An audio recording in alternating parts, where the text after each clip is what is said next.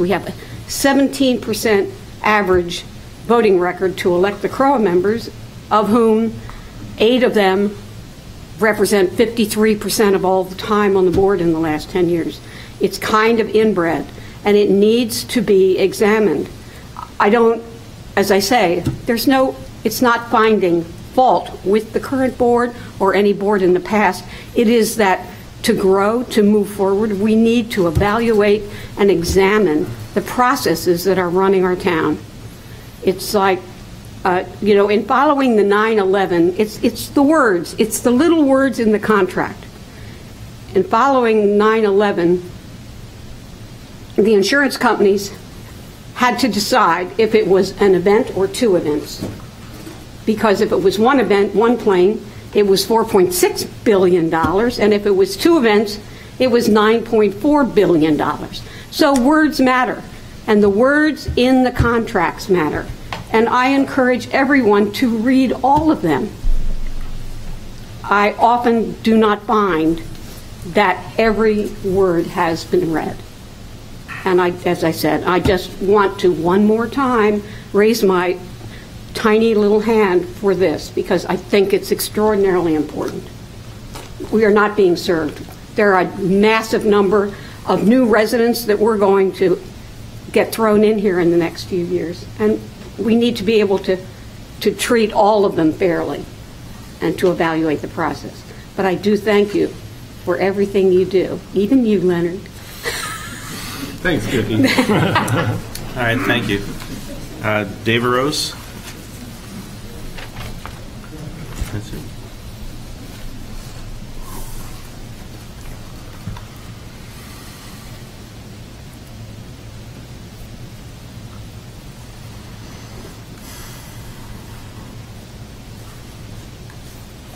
Okay, Dave Morris from Banks Road Street.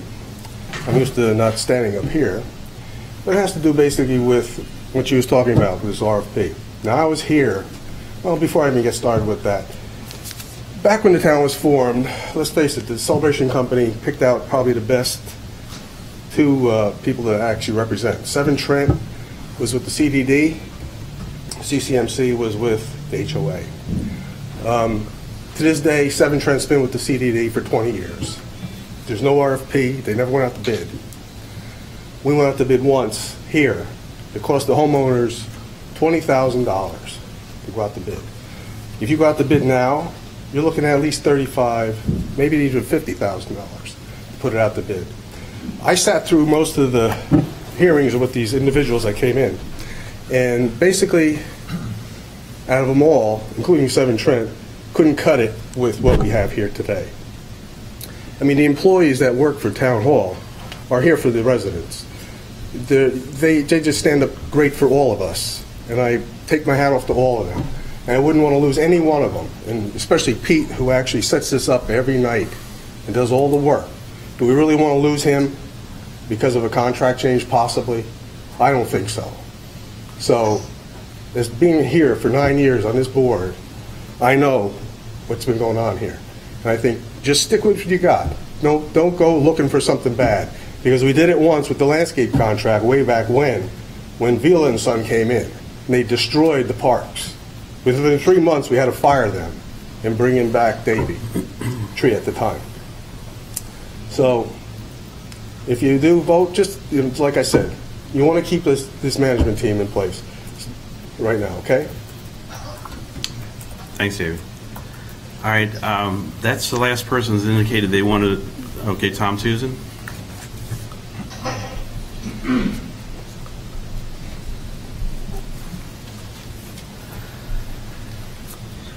So, Tom Susan, 1104 Rosemary Way, East Village. I wanted to thank the board for the last 6 months, being able to go ahead and meet and being available to meet a lot of people in the community. I know that you guys have agreed and disagreed, talked nicely and argued, but that is what elected officials are supposed to do. I voted for you guys because I knew that you have the history in Celebration. I also know that you guys have the best interest in Celebration, and you might not always agree, but we are neighbors. And I know since the beginning of this, you have fought through that. And in some cases, residents have been nice to you. The emails have been nice, and in some cases, they have not. I received some of the emails, and some people are not very nice, right? But I know you challenged to go ahead and make the best decision possible. The one thing that I am a little concerned about is in the beginning in December, it was stated several times by both the board and some homeowners that they wanted to make sure that whatever contract they end up with was going to be one of value, was make sure that they had, you know, the type of management with the goals behind it and everything else. Toward the last couple meetings, I was concerned because some homeowners came up and says we need to have the best value, you know, make sure we have the best deal. And that's disturbing because, you know, when you buy a car, I can get the best deal, but I got the crappy car. That should not be the focus. The focus you had originally in making sure on what you're going to be getting was very important. So I don't want you to go ahead and lose that focus, because otherwise, no matter which company ends up with, we're not going to get what we were really focused on or what the goals you put in place on. So again, I want to thank you for a lot of the research you did. I know you've gone to a lot of associations. I know, Leonard, you have pounded the numbers constantly trying to evaluate things, and I know that isn't easy, and that's a lot of time and a lot of hours that people don't see. They just pretty much assume you guys aren't doing your job, and that's just flat out not true. So thank you very much. Thank you. All right, any other person who would like to speak in the homeowner comment period? Okay, seeing none, then the homeowner comment period is closed. Steve, let's verify the meeting's been properly noticed. Yes, it was. And do we have a quorum? Yes, you do. Okay, let's please join me in the Pledge of Allegiance. I pledge allegiance to the flag of the United States of America and to the republic for which it stands, one nation, under God, indivisible, with liberty and justice for all. All right. So at this time, I'll call the meeting to order, and our first task is to adopt the agenda. Do I have a motion? Jack, I have an addition. Okay. And what? In an action item, I'd like to add a list of considerations for the management process. Okay. David has those. Okay. And I'd like to add it, it's either number 1 or number 2. How about putting it as number? I think it's number 1B. 1B. 1B. Let's make it 1B. Right after 1. We'll make it 1B. Number 2 is great. Well, it would be 1B. 1B. So is it a separate? Okay, It's a separate motion, or is it a separate motion, or is it a part of motion 1? I just want to verify: is that a separate motion, or is it part of 1? Is it rolled into 1? Is it one motion, or is it separate? Sounds to me what it sounded like was a separate motion. Is that right? All right, then. Can you hear? Can she hear? Yeah, she should be able to hear us. All right, then let's make this number 2 and I'll second renumber the everything motion. down. I'll second the motion. Okay. Okay, all in favor? Aye. Aye. Opposed? Okay, motion carries in. Okay, next thing is to approve the minutes. Do I have a motion? I'll make a motion on that. Second. All in favor? Aye. All right. Okay, opposed? Motion carries. All right, committee reports.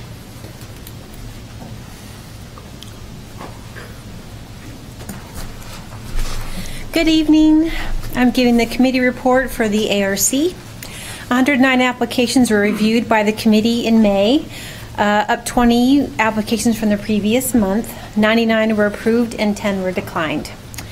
The top ARC requests for last month were landscape, painting, and roofing, comprising almost half the applications, so residents were out there doing major projects. A reminder that the Sherwin-Williams paint books are available at Town Hall for residents to check out and look. We have some new fresh colors that homeowners that we hope they're going to like. The committee is losing one of our members, Jordan Matthews. She was with us for nearly 3 years. She's not passed. She's moving on to more fun things. She's still around, but she was a great help, and so we're looking for another committee member. especially if you have architectural, engineering, construction, building, any kind of experience like that. But if not, we'll welcome anybody. If you're interested, it's a lot of work, but it is a lot of fun and educational too. If you have any questions regarding applications or anything, any kind of improvements you want to do to your home, please stop by Town Hall, the Community Standards Department, and we'll be happy to help you. Thank you, Suzanne. All right, covenants.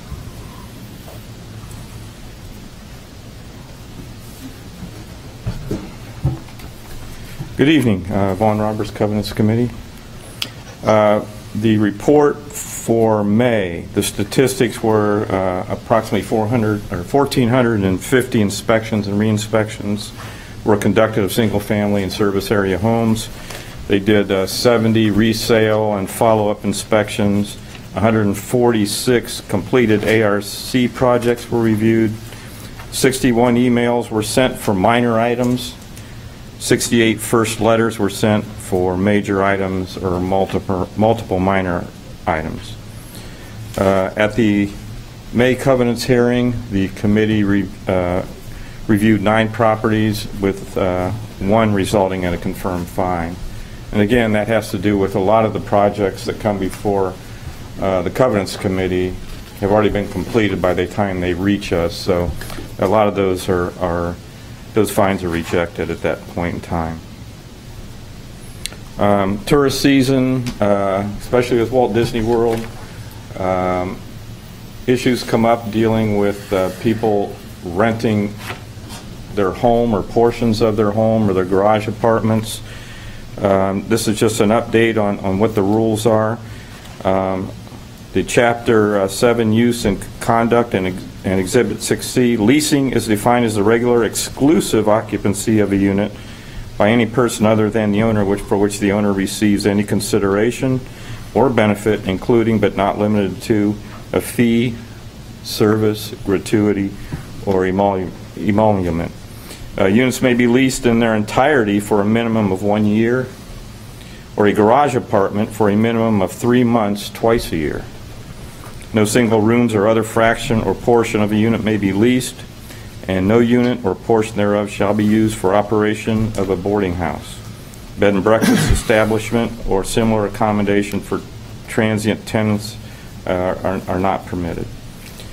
When leasing your house or garage apartment, notice of lease must be provided to the board by the unit owner within 10 days of execution of the lease. Failure to do so will result in a $1,000 fine to the unit owner.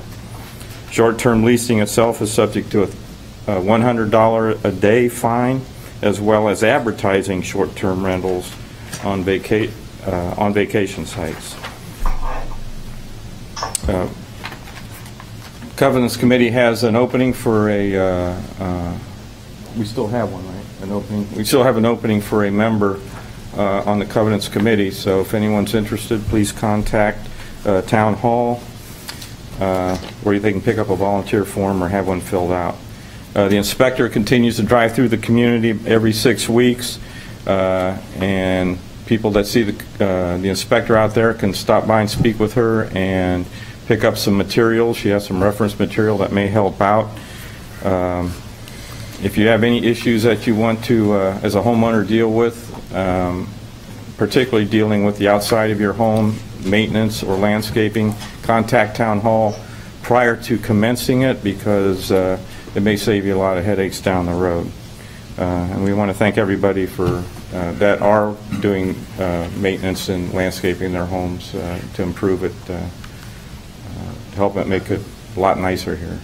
That's all. On, don't leave. Debbie's got a question for you. I'm sorry. On the cameras, Jack, close your ears on this one. This is going to be upsetting to you, but I just want to let you know on the cameras, the 2-inch or 3-inch camera, if it's visible, is a lot less intrusive to me than the large Mickey glowing lights. And I think they're important for security. So when you guys review that, I just wanted to give you that feedback from 1 of 7. Do we have one of those coming? That would be design guidelines. I think we're talking about security cameras to come out. I know they've ARC. approved some that were very small. It's under covenants, Jack. Oh. Read your agenda. Yeah. The ARC will be discussing guidelines for grant. They put it under covenants. I don't know why. Thank you. Oh, you're welcome. Oh, go ahead. This is there a question regarding security cameras that I can answer? Which entity is No, it's just under covenants. I can call you later, but it's under covenants. Okay, if you're applying for cameras, it would go before ARC. And if we saw some that weren't approved ahead of time, we would send a letter saying, please submit for them. It's under covenants of management, and ARC are discussing it, so I gave the feedback because it's under that topic. Okay, we had Jerry Weiland come to the ARC meeting on Monday, and he spoke to the committee and the residents about cameras, about how, because there's been some past votes, we discussed this with the board too, about facing them out towards the public area versus just pointing them inward. And he described how it was helpful for them to identify crimes and intruders if they're facing outward. And even, they can sometimes identify cars or people going by in the streets, and that even the video doorbells are helpful. And said, so when homeowners can do that and direct them outward, that it can help them deter an intruder sometimes too. It doesn't necessarily wipe it out, but it helps, any kind of tool you can do where they see the camera. So the ARC took that in consideration, and they asked us to work with Jerry when we have some questions on camera locations, but they were going to start looking at applications a little bit differently and taking that into consideration while we looked at the guidelines. All right, thank you. Special events?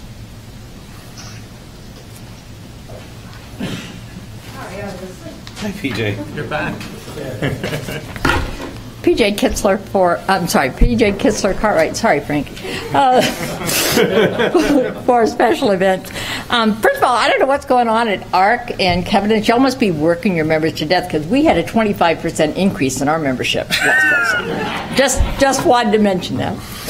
Since the last meeting, we had a Memorial Day flag ceremony, and we want to thank everyone who came out and participated in that. And we are looking at some options to draw a greater crowd in the future to honor our veterans. So we want to keep what we have and embellish on that so we're discussing future things. 4th of July is coming up, and we have a parade coming. And I don't know about the rest of you, but I'm working on the Celebrators float, and it's going to be awesome. You guys better get your entries in if you want to win, because we're trying hard. We also want to thank staff for the great Aloha party that they threw at the end of May. It was fabulous. This was staff's idea. They took it, they ran with it, they planned it, and it was all their hard work. It was very well received, and the committee wants to include that as an annual event going forward. We thought it was really good. Or goodbye school, aloha summer. So it was a fabulous event. They're to be commended for all their hard work. It was very well received, and the committee wants to include that as an annual event going forward. We thought it was really good. The Shark Swim Team held their annual swimathon as a fundraiser for the Special Olympics and raised $1,165.50. So if there's someone in town who would like to donate $34.50, that would be great. Then they can say they raised $1,200. See? The Food Truck Friday next month is this coming up month is July 14th, and that will be our annual community service night.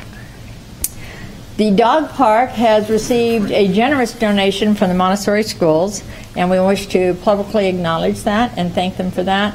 And we are going to install a tile on the dog monument, front, side, back, so we haven't decided exactly how yet, as a thank you to them.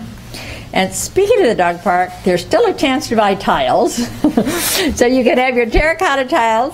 And ours, of course, says Scarlet Spot. She goes here a lot. You can read into that whatever you want. And the monies we are raising for the dog park through the various functions so far have paid for the dog art monument, 2 misters, which are in the process of being installed. They're on order. They're coming in. We're working with Todd to get them installed. We've got 2 message boards up. And at our last meeting, we voted to ask the board for permission to purchase additional seating in colors to match the community flags that are along the roadway, and 8 for the small dog park and 4 for the large dog park. The large dog park owners must be more active than those of us on the small dog park, because we do a lot of sitting. Our dogs do a lot of sitting. The dog park, the big dogs, they seem to run a lot. So, and I also want to tell everyone that the dog park, the question has come up about how often it's being used, and I think if you're seeing a difference in the use of the park as far as numbers goes, it has more to do with the fact that school is out and people are traveling than it does the allure of the dog park. The afternoons get rained out frequently, and so it does cut down. Plus, the mosquitoes are back out. So we're seeing a lot of activity still at the dog park. And lastly, we have the Founders Day concert coming up. And on your agenda this evening, we're going to ask for permission, for y'all to vote to have the Loving Spoonfuls come as our entertainment on Friday. We're very excited about that.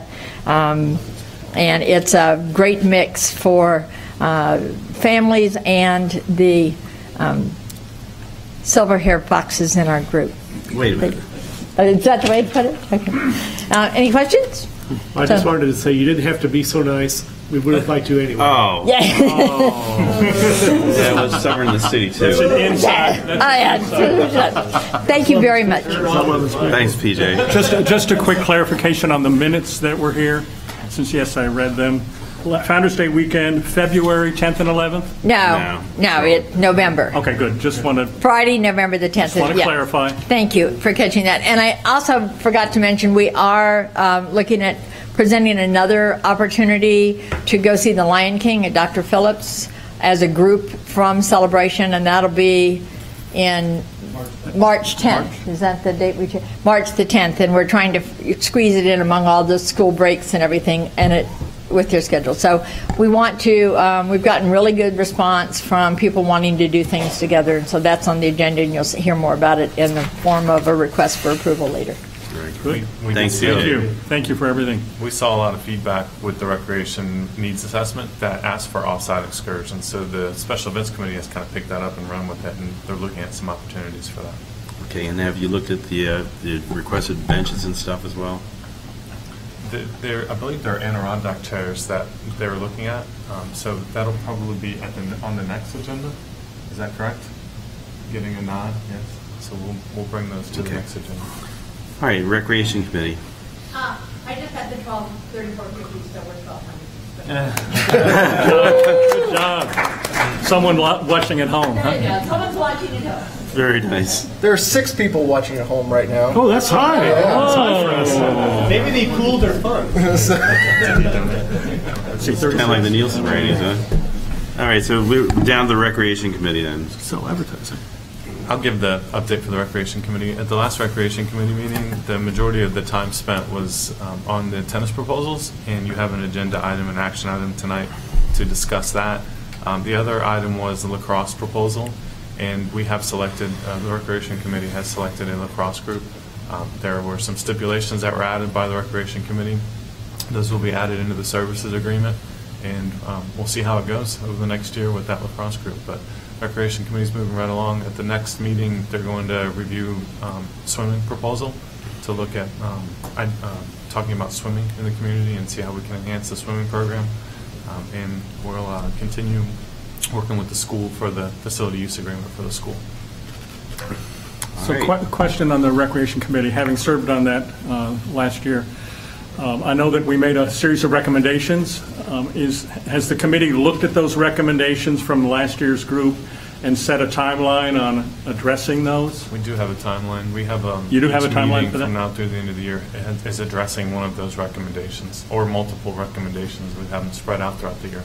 So there is a timeline? Yes. Okay, so the committee's looked at that and make sure that things are on track? Yes. Because I know there were some things that we talked about, I think 6 different best practices protocols over the next year, something like that. Right. I took all of the recommendations from the committee and I put them I slotted them into a meeting between now and the end of the year, and not at this last meeting, but the meeting prior, we reviewed that timeline. Okay, good.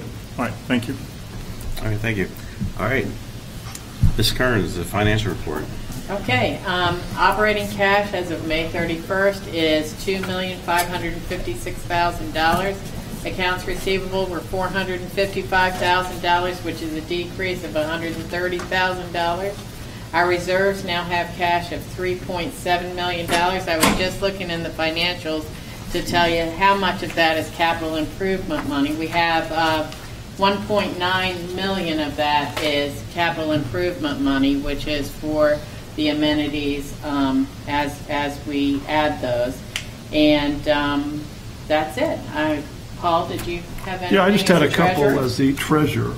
You are the treasurer. Yeah, throw a little weight around here. No, I do like to trying to add a treasurer's part of it. Two things I wanted to point out this month is that, the first is that you mentioned capital reserves. This last month we had 92,000 that went into capital reserves, which is the highest month that we've had.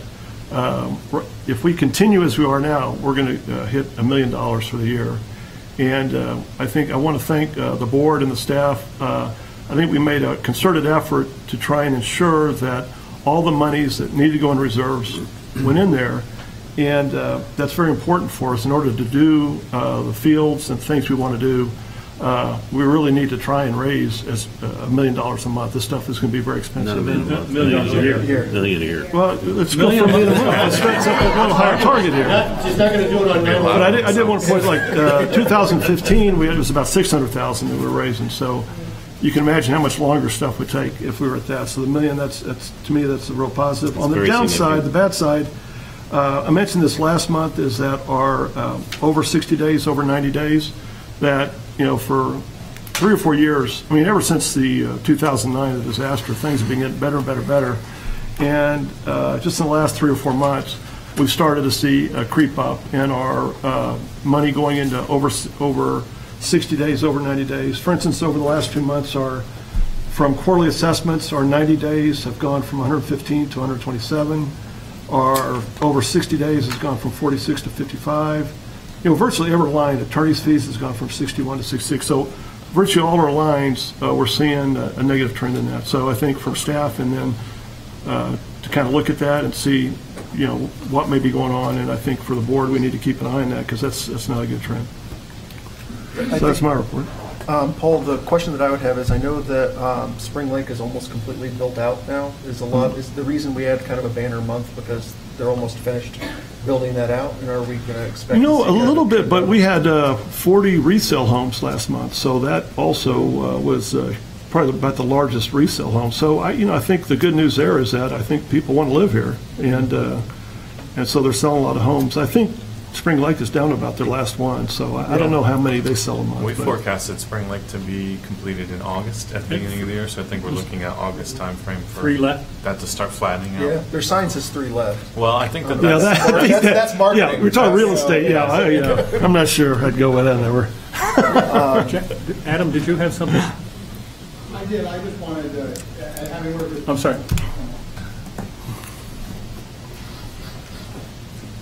Having worked with Jack and a lot of you on that capital improvement fund, I want to remind folks that it was the team at CCMC that found the idea from another association and brought it to the table. So that $1 million that we'll have at the end of the year is really only because of them. Do we know the impact? Thank you, Adam. Do we know the impact of how the relationship is going to work yet with the assisted living facility? Is that going to be treated as an apartment complex or a condo complex, or how does that work? The assisted living facility is an apartment complex. It will be treated like an apartment complex. So it would be subject to the recreation fee and that? Correct. The nursing, the advanced nursing. Skilled nursing. Skilled nursing, I apologize. It's going to be more of a hospital. Okay. And then there's a third piece of property there that has just recently sold. When Jim Parker gave an update at the CDD meeting, that there's possible usage for that property of maybe some additional apartments, a hotel, and possibly additional assisted living. Maybe one of each or one by itself on the property. So we'll see. We'll have some more information as that comes. But that was the latest update that he provided. Okay. Very good.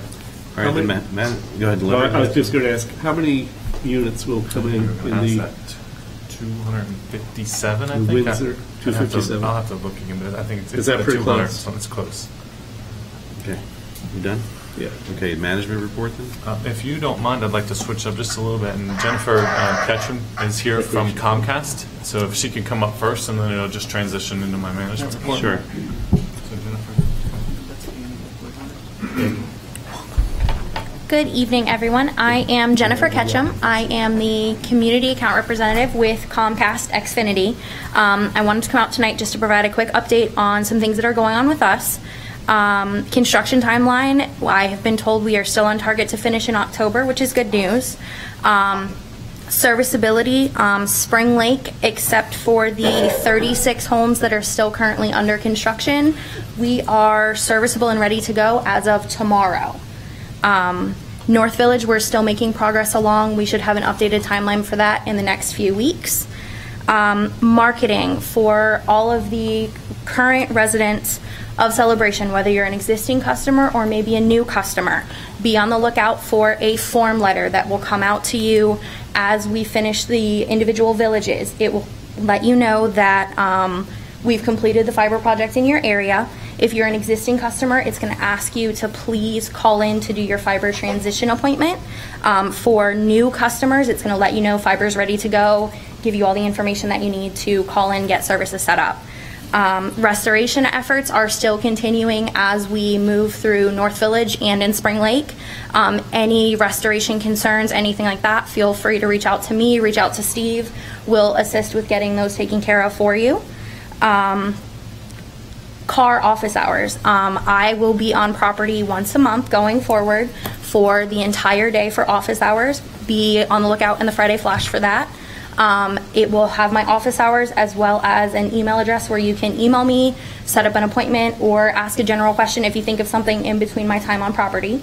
And then that's all that I have. If there are any questions. Yep, I got a question. Sure. You guys had a fiber cut of an incumbent provider a couple of weeks ago that impacted 5% of their network. The cut was made directly on a line that was very clearly marked not to dig here. That was a big cut, yes. And it was a big issue for us, not only from just a serviceability standpoint, but also from a PR factor. Yes. Everyone knows that Comcast cut that line. Everyone knows it. I can't stress enough to you in order to communicate to your contractors that are working. I understand that the easements are very tight and that there's a lot of utilities that are located in that areas. It's not all a straight shot. Boring is not possible. A lot of it's hand trenched. We just have got to be careful because there's only so many times that we're going to be able to keep saying these things happen, in construction. Because when there's a cut that brings down 5% of a network, that's a problem, and we can't defend that anymore. So I've said it for 3 months now. Just please be careful. That is something that we have been, we've addressed, and we're also working with the other provider to make sure that going forward we have very clear direction about where everything is lying, and we're making sure that we are on target when we are doing those bores or even hand trenching to make sure that those things don't happen in the future. And I can tell you, I met here at the 851 building with Marty Rubin from Smart City and with Comcast representatives, and we had that same conversation. Okay. Thank you. Jack? Yes. There may be some people that are with us tonight that have some questions for Comcast. Okay. We'll field questions. Adam? 2 questions. Sure. Adam, I'm going to have to ask you to come up again because if we're going to get this on tape, okay, they like your face. No, they don't. Come on over, I'll share. 2 questions. 1, do you know what the fiber speed will be when you're going to go to the bigger fiber versus what you have today? And 2, when they're going to replace the towers in the alleys, which they were told the district, the CCDD, that they would be replacing with in-grade? They're not replacing in grade. The pedestals are going to stay. That wasn't what happened at the district meeting. I'll refer to Dave Oros on that one. But 2 months ago, they said they would replace them because they positioned them at the back of many people's driveways. So there are some that will be moved based on location, and those are Russ with the development district is working with Wade at Comcast, and they go out and they look at different locations. The other thing that Comcast is doing as they move into the next phase of the village or the next village, they're putting the pedestal box out there so that if you see one that's located in a spot that could cause problems, they can come out and talk it through with the homeowner. Oh, so just move it if we don't like it where it No, is. it won't be secured. It'll just be sitting there by itself. So it gives them an idea to see where it's going to go, so that they can have that discussion. That's smart. I'm going to run over the one tomorrow. Well, if you can just send it to me, Adam, just send me an email, and I'll forward it on to Wade and ask him to go out and look and see if Russ can meet him out there to see if they can identify a better location for it. Get you a shovel, Adam. Can you answer his first question? Fiber speed, when we convert to the larger fiber, will be 1 gig or greater. 1 gig or greater. Okay. I have been told that by project end, we will be at 1 gig. As far as moving beyond that speed, that would be something that we're consistently upgrading, and that's more done on the network side, not necessarily through the fiber. Okay. Any other questions for Jennifer? There are a few condo associations that are under agreement with Comcast now. I think Sienna and Artisan Club signed agreements. Water Street's working on an agreement. Carlisle North and Mirasol, I believe, are working on agreements at this time. All right. Well, thank you very much. Thank you. And Steve. I brought Jennifer up first so she could do the Comcast part of it. And then the other thing for my management report is to just give you a quick update on the athletic fields and where we are with building the road. And I thought Debbie had a question. It sounded like a dog bark to me. It's Debbie. So it's Debbie, okay. Tomorrow we are going to be meeting with the county to start the process of getting the permits, the application for the permits, talk to them about some of the complications and challenges that we have with the road, and then just start the next phase in this entire project of permitting, getting all the permits completed over the next 6 months, and then working towards putting together the RFP, getting it out on the street, selecting a general contractor, and hopefully breaking ground as soon as possible once we get through that process. We did meet with the Development District again about some of the challenges with the roads, so we'll be talking to the county about that tomorrow and just see what some of our options are if we become landlocked. And landlocked is more of a legal term to where there may be some ways of alleviating that to get that road in. So I don't know if Leonard, you want to elaborate a little bit more about the landlocked? I'm not an attorney. I've told you that already. Not really. I think we just need to go forward, and we actually will have to get some attorneys' opinions on that particular. Right. Our main challenge is that there's a gas line that runs in the same spot as the road, so we're going to work through what the requirements are going to be from the gas company so that we can begin construction on the, hopefully the athletic fields first, because there's 2,000 trucks of fill dirt that will be driving over that access to put the fill dirt in, so it doesn't make a lot of sense to build the road until you get all the fill in and get the construction of the athletic field started. And we have on the agenda for part of the management update, landscape update. We did invite ProScape. They will not be able to make it tonight, but they will be here, I believe, at the July meeting. So they'll be presenting at the next meeting, but Davey does have representatives here. So if Davey would like to come up and speak at all.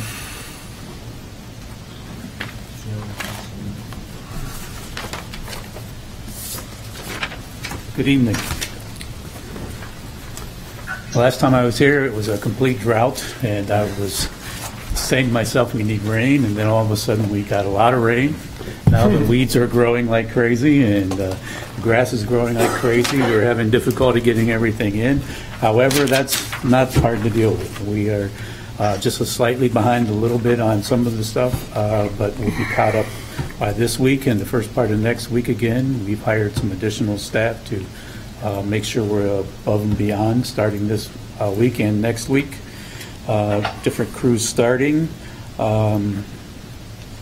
We have an issue with some of the turf is nematodes. I think I addressed it in your report you got late there, but nematodes are something that you really cannot kill. They basically are forced down into the turf. Into the soil towards, at least 3 feet they have to be pushed down before they really don't affect your sod or your turf or anything to that nature. But you can't really kill them. So, and the process is really a spraying process, but as I mentioned in your report, it's an extremely expensive one. To spray 1 acre, it's $2,800. Whoa. The product itself is just right around 2,000 for enough to spray one. It's an infusion, isn't it? It's an infusion on the ground. It's not just an application over the turf. You can do it both ways, actually. You really can. And so we're going to be doing that because we have been doing soil samples. Those soil samples are coming back, like at Penny Royal Park, showing that there's nematodes. We previously had it at the amphitheater. They're starting to come back. We have Norfolk Park, Greenie Park, and a few other parks that look like we're starting to get them too. Whenever you see browning and you see it moving and different things like that, that's usually the nematodes.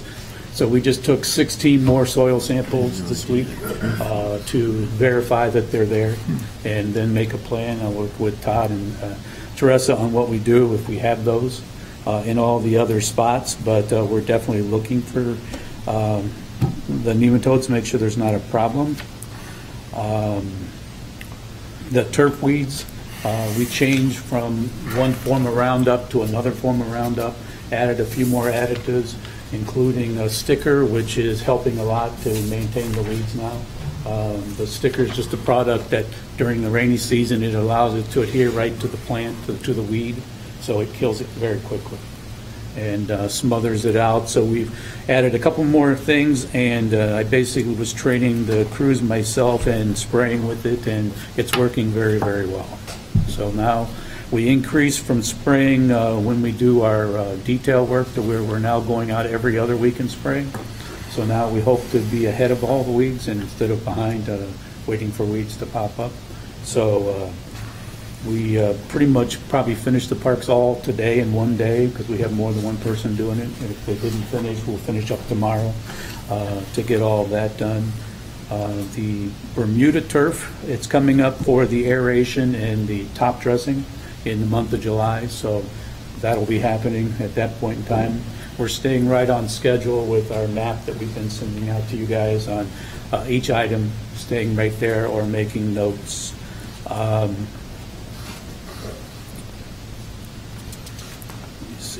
The flowers, we're stepping up the flowers from after July 4th to before July 4th. Roger had asked me if we could go with red, white, and blue theme. Roger's a former military guy for many years. And he also wants to put small American flags in some places, so we're going to incorporate those into the pots. And then in a couple prime locations, so you'll see flags for a while down there for the 4th of July and other things, but it'll be a red, white, and blue theme. Very nice. Trying to take care of that. That's really all I've got at this point in time. Anybody have any questions? I just want to thank you for doing the soil samples. I know we'd had some challenges previously in the past with doing that, and I'm just happy to, it's in the contract, so I'm glad to see that it's actually being done. And like you mentioned, some of those things are going to be the only way that we find out about some of this stuff is being able to have the data to make the decision to do it. The only other question that I had, and this may be more of a question for Teresa, which is a good thing that she's already standing up, is I know that some of the plants in the service areas, they're a little rough, like some of the new landscaping has died off. Is that a warranty replacement, or is that something different? Yeah, it's a warranty. It's warranty? Definitely a warranty. Okay, all right. Anything like in November of last year when we put it in. Yeah, okay. It really only died because of the drought. It wasn't established enough to handle that, but we are, because it's under 1 year, we guarantee for 1 year. Gotcha, okay. And a one-time replacement in that year. So. Gotcha, okay, cool. Okay, so I think it's by the end of, you have it set for the first part of July through the end of July for any replacement. Okay.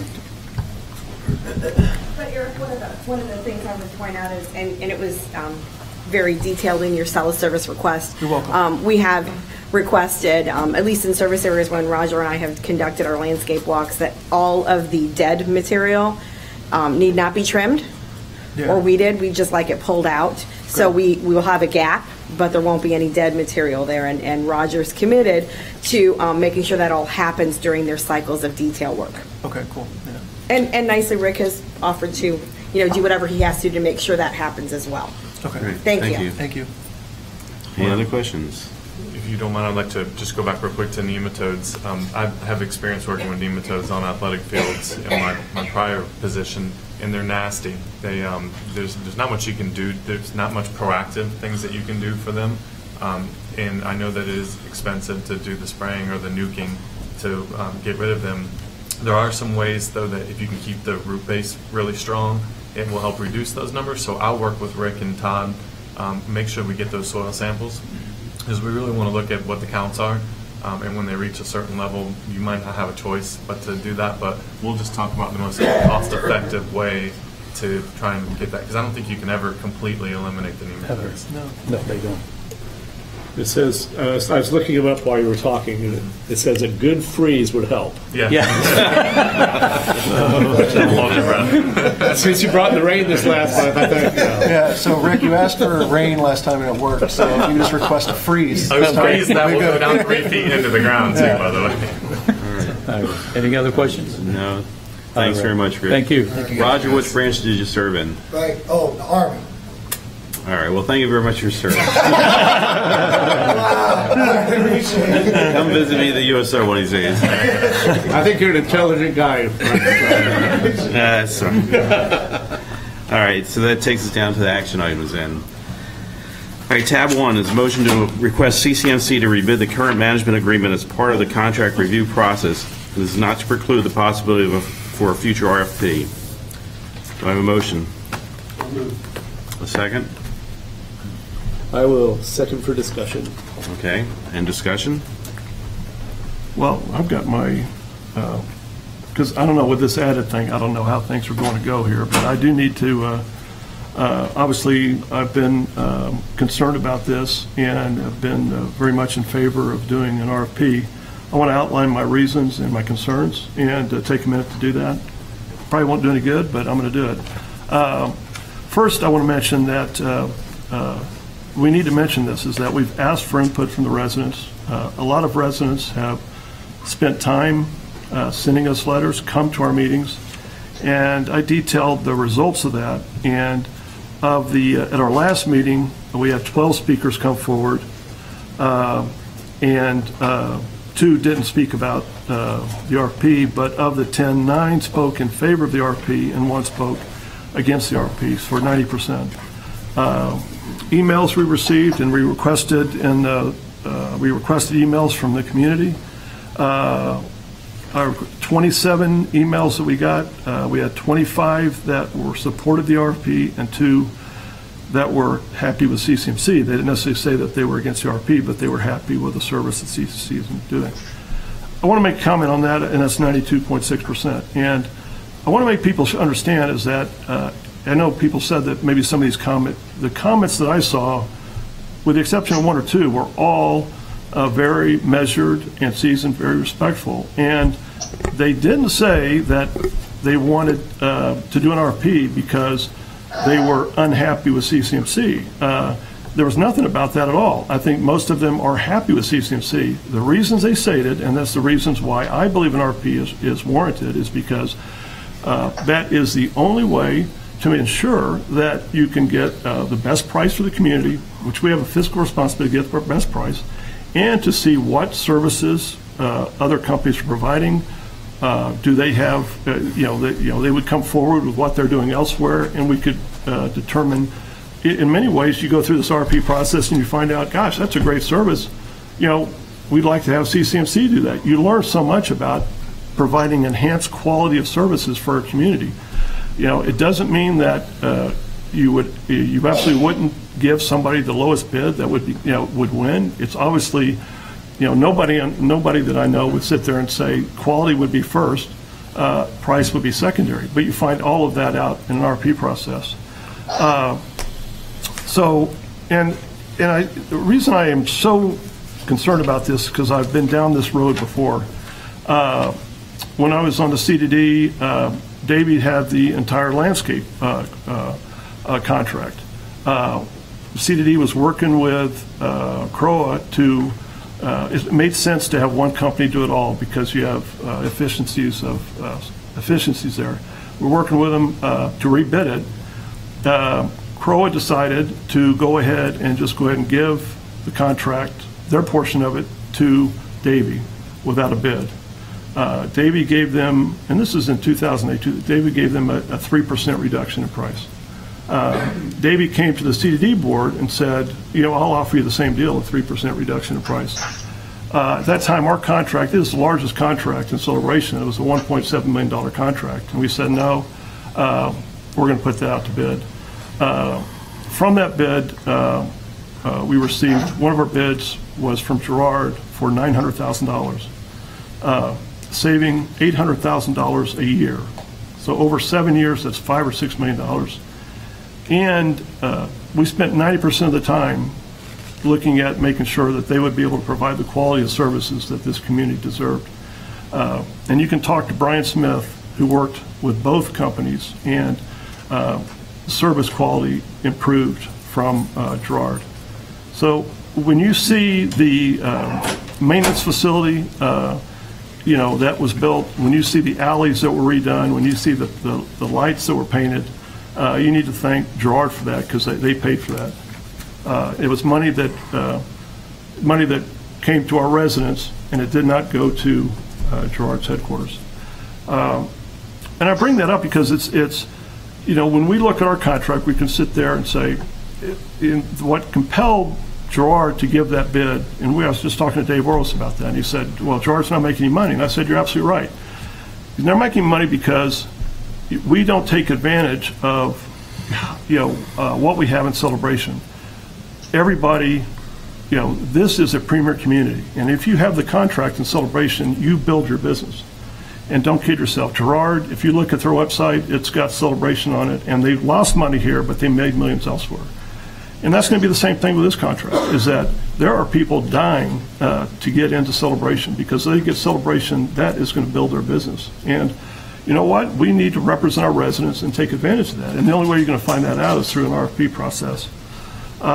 So I'm worried. I'm very worried that what's going to happen here is what happened with Davy, is that what's going to happen is that we're going to be offered a small increase. And I've done my homework, and I'll tell you, we do not have a good contract. We do not have a good contract, and we're going to get somebody come in and say, oh, we're going to give you this decrease. And everybody's going to be, the board's going to sit there and go, oh, we got you a 5% decrease, 10% decrease. And with this contract, from what I've seen for the last 5 years, when 5 years ago it was not contracted out, that's cost us at least $200,000 a year. So that's $1 million that we could have had. That's a lot of money that we could have had.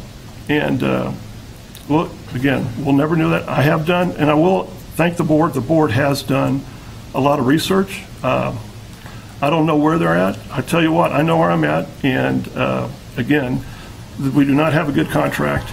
And I've done a lot of research. I've been looking at this for 4 or 5 years. And if we don't make a significant change in the contract, this can be extremely, extremely disappointing. And we're going to do a disservice to our residents that we're representing. So with that, I think I'm going to lose the vote, but I had to say my piece there. Anybody else would like to comment?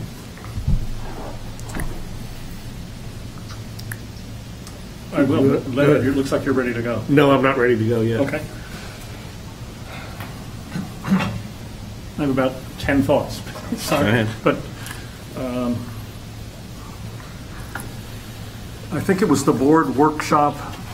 I think there's been so many meetings. I think 8 meetings this week so far. Yeah. Well, one of the things that's come to fruition for me, or at the top of my head, is what's best for Celebration at this point in time. And when I sat in the audience 6 months ago and this discussion was starting, it's like I was rah-rah, have to go RFP. The more I dive into it, and since sitting on the boards for 3 months, more diving into it and listening to other board members and reading the contract, I'm not convinced that that's the right approach. Yes, I have read several times the scope of work, the contract. There's been a lot of staple pages at the end over the last multiple times. There's advantages and disadvantages to what the current contract is. And my quick assessment of the current contract is there's a lot of fuzziness, which is great, and it's not great. What I would want in a new contract with whomever it is a lot more specificity. I love, the thing I love about the fuzziness and what I've observed, again, as a resident, as a person in the audience at most meetings, as a committee member and now board member, is that what I love is the collaboration and cooperation that I've felt with personnel from the management company. What I would want is a quality contract. So I would aim towards taking a lot of the fuzziness out and having a quality contract. So I go back to my core question, what's best for Celebration at this point in time? I am convinced that if we went to an RFP and if we hired a different management company, it would be disaster in this community. Maybe disaster is too harsh a word. It would be very difficult because a lot of the local knowledge in the good personnel who are here. And sadly, again, from my experience, I don't see a lot of written protocols with local events. You know, the special events committee, the recreation history, the planning that's been done, whether it was the dog park, which we're not going to redo, but the athletic fields and so forth. So where's that local history? And a future contract, I think, would have to have that. The process that we've been involved in, I've been emphasizing sometimes to criticism, to emphasize the process. We need to be engaged. We need to have listening sessions with community members. We need discussions. We looked at our goals here as a group, as a board. We did research, went to the convention over at the Gaylord a few months ago and researching others. And so the question of whether we're doing due diligence, absolutely, and then some beyond that. I guess the last thing I would offer is, and this was not tied to the management contract, is, and I'll report on this at the end of the board meeting, under the goals, when the board members do comments on goals, and one has to do with the goal that Debbie and I are involved in is community engagement, and part of that is the initiation of a quarterly survey. That went out in May. I'll do a report. It's already in the board packet published last week. But we got a great response from residents. Of those who opened their email, 50.1%. That's phenomenal. On 3 simple questions. You know, porch and yard sale. Now, the intent of doing that was to get resident input, start engagement. I hope that the participation is even greater in the future. This participation was 34% of those who got an email, 50% of those who opened the email. That's great. But so now we have data about porch and yard sale. We have data about what communications vehicles you prefer. And we have data on resident satisfaction. 84.4% of Celebration residents are satisfied. How many spoke in their in the 300 open-ended comments? How many spoke about CCMC? Couple, 3 out of 300. That's 1%. Had something to say. That's not positive or negative. It's offering something. So, point is, people are satisfied. Why mess? So, I'm coming where I come down in voting on this, a little different from Paul, at least at the highest level of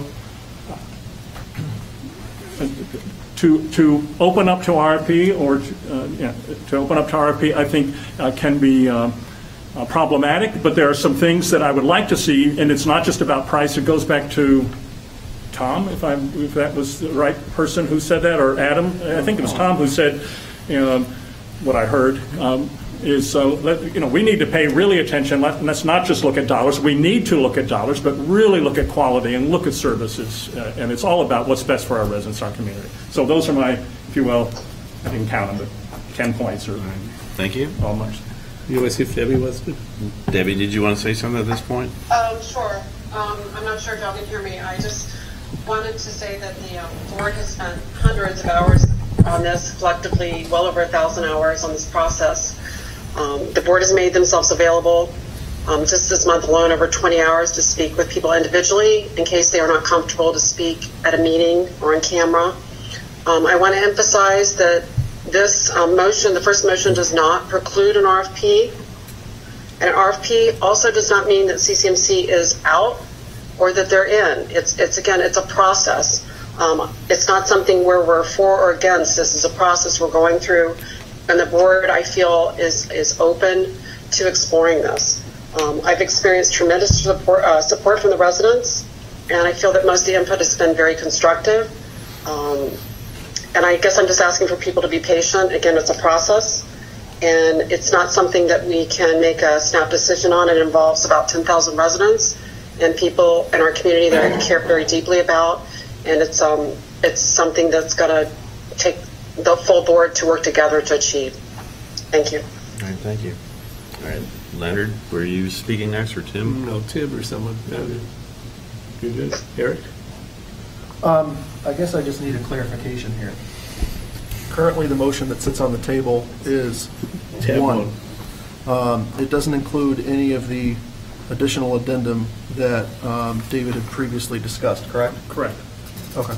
And that's what That's on Debbie. number 2. That's what Debbie moved down to 1A or 1B. Eric, I put that on 2. Yeah. Okay, all right. I guess the only thing that I would say is that the two motions are very similar. Neither of them say that it's precluding the possibility of an RFP.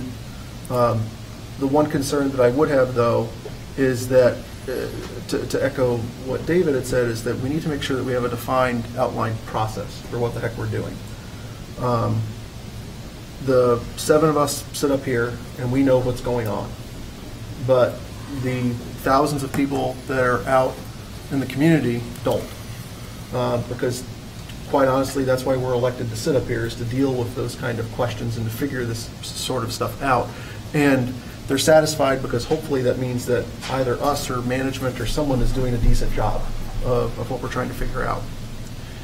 My concern overall with the way that the motion is worded is I don't see, when we say that it precludes the possibility of something, after the fact, it almost means that we're already setting ourselves up not to do it. And to me, it's a first step in a process is what we need to look at. Whenever you're, working on something, I know that, if I'm happy with the current service provider that I have, I don't necessarily instantly turn them off just to go to someone else. But on the flip side, just like insurance, I shop around every once in a while just to find out what other people are doing and what's happening. If anything, just to find out that I have a good deal or this one's offering someone different that I just don't know, about. That's why I think when, I look at this motion, I'm not in support of it, because I would rather us see that we start down the road of, okay, we ask someone to rebid, to go through, but that should be done in parallel with everything else that we're trying to figure out doing.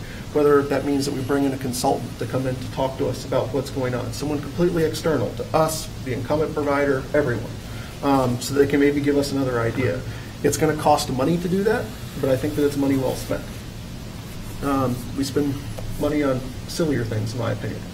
So I think that what we need to look at is understanding that we're embarking on a process here rather than just something that we're looking to, end, or that this is the first step of one step. It's not. I want to make sure that this is the first step of maybe 10 things that we have to make sure that we're doing. And I would say, Eric, I don't know if I could combine 1 and 2. That was my original intent, but I don't know if it's too late to do that. You probably know the Robert's rules better. Can you speak to that? Yeah, there's a motion on the table and it's already been seconded. So we would either have to call the question or it needs to die, after that point. Okay, so I thought, just want to make sure. Without a withdrawal. Yeah. Did I get that right, Leonard? Yes, you did. Okay. all right, I would just like to say, first off, I've said this many times, this little booklet here is published by the Community Associations Institute, okay, and they basically give us guidelines on best practices and how we should be handling certain things, and they do describe the RFP process, but prior to the RFP process, they talk about one thing, said changing your community management association should be a last resort. Okay, there's only 2 reasons that you would probably use to change the management team. The first was if the management team is not doing what you expected them to do. Okay, I don't see that as the case. The second issue is if the management team, if you don't understand the finances of it. Okay, if you don't understand the finances, then you rebid the contract. Okay, so like I said, I don't want to see us spend $50,000 on an RFP and come back and choose the same management company. Let's go forward, find out the best bid we can get from CCMC. If after negotiation that fails, then the option is to go to an RFP. Okay, that exists. I don't see us being wise stewards of money by frivolously spending $50,000 and getting RFPs when we have not exhausted all the resources with the current management company. But I don't think that... That's kind of what the motion says. The motion that I made was exactly that.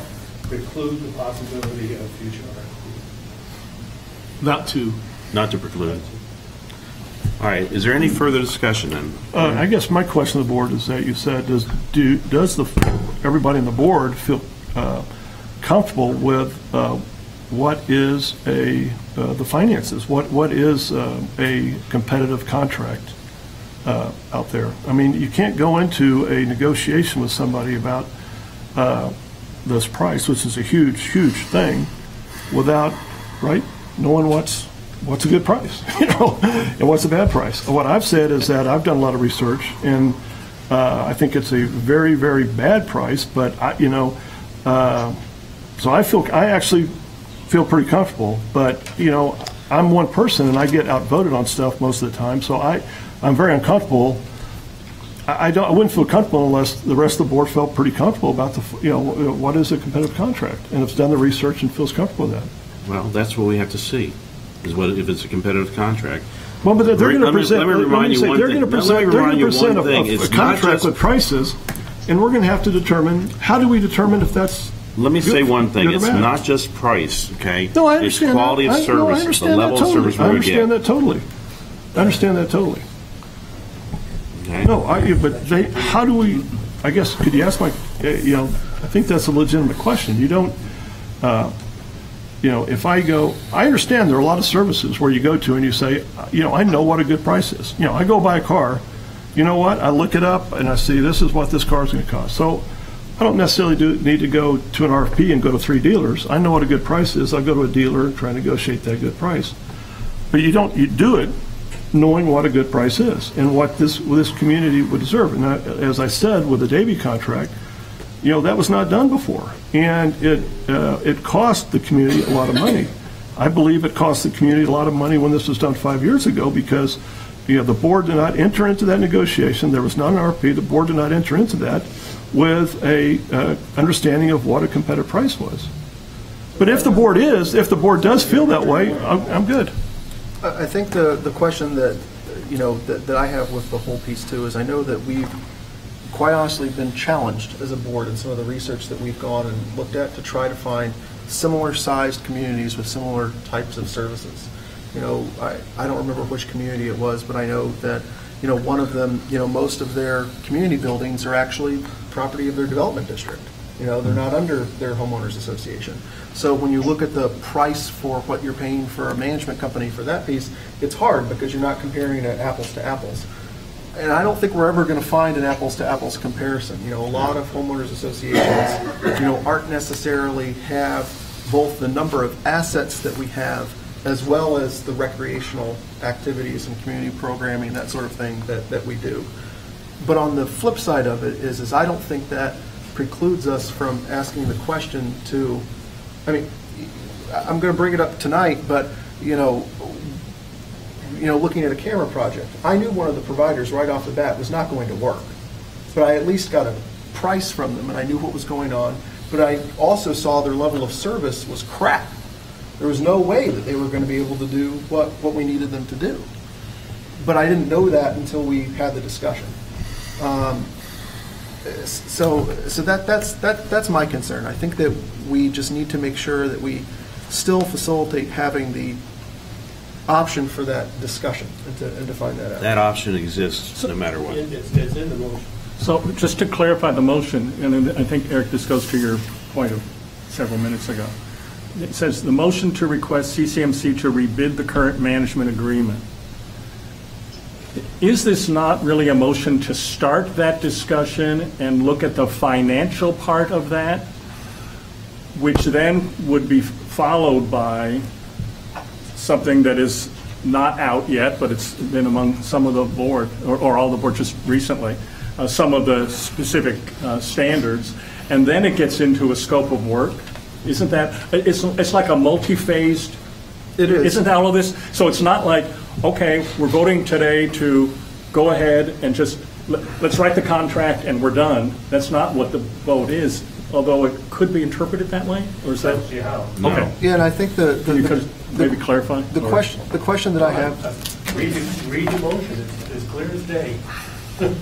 So the clear as day part that's not clear to me is that it says agreement as part of the contract review process. I don't know what that process is. And neither does anybody else. Once we make that motion and start and say this is what we're going to do, then we start that process. We discover that process. That's like setting some standards and then building the elements of the scope of work. We want more of this, and we don't want this as a part of the contract anymore. All right. It's to have those discussions.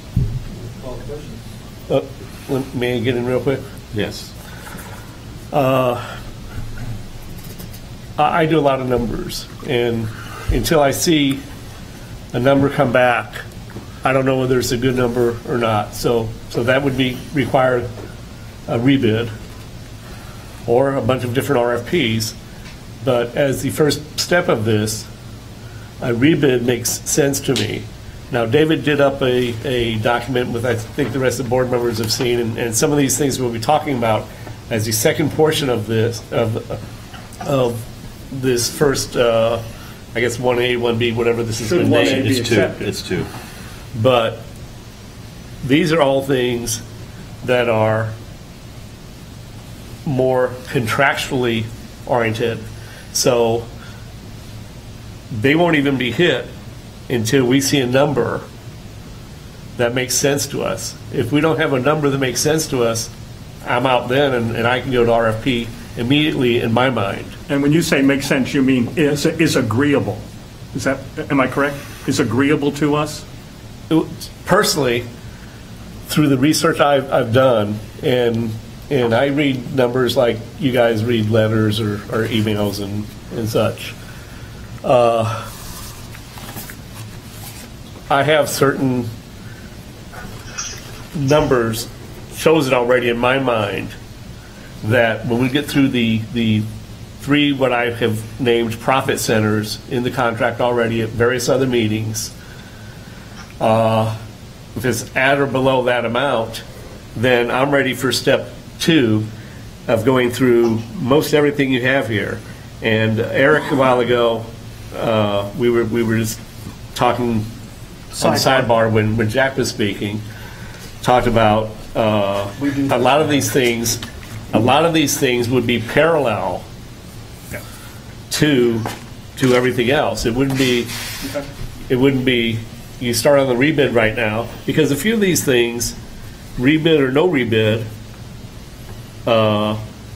whether we continue or discontinue our contract with CCMC, still should be done for the rest of this contract, in my opinion. So, and I agree with you, Leonard. I think the thing that concerns me is that right now the way the motion sits, the items, and just so that everyone knows, we keep talking about this mystical list of everything that's going on. This mystical list includes items such as understanding a detailed pricing schema for payroll burden rate, management fee, a deadline of that needs to be set in mid-July, job justification pieces, a documentation of processes and procedures, working with an external management consultant, external to either the incumbent provider and the CROA board, and understanding that we still have discretionary, decisions as we move through that. I'm totally cool with all of that. Eric, can David read it just for clarification for the people that are there? Or Well, not until we get through the first part of this motion. Right. Okay. All right. So I'm basically finished. All right. There's been a call to the question then. Yep. So The motion is to request CCMC to rebid the current management agreement as part of the contract review process, not to preclude the possibility for a future RFP. All in favor, say aye. Aye. Opposed? Opposed? Okay, 2 nays will be Eric. And did I hear what you said, Debbie? Did you say something? I'm sorry? Did you say aye or nay? I didn't. On the Number motion? one. Number Yes. one. I'm a nay because I'm waiting on 2, but had to put it separate. All right. There's 3 nays. The motion passes then. Okay, tab number 2. I'll let you introduce this, David, because I don't have that information here. Same one.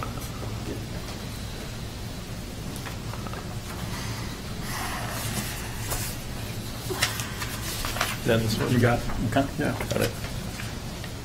And I'll make sure Rachel has one for the record.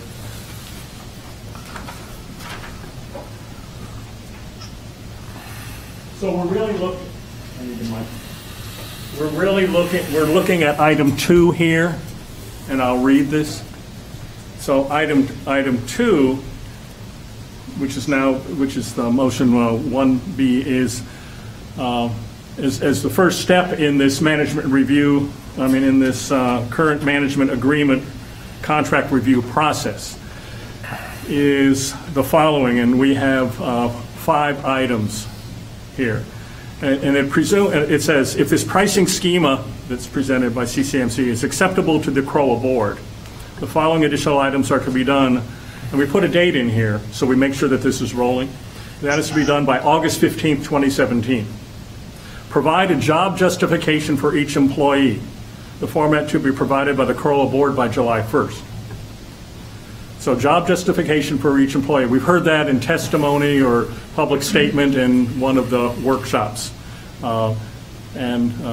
This would be good practice anyway. Other organizations do this, and it should be good to have anyway as we even get into our budget discussions. Number B, agree. So the next 4 are all agree to cooperate fully in a written documentation process of local processes and procedures effective January 1, 2018.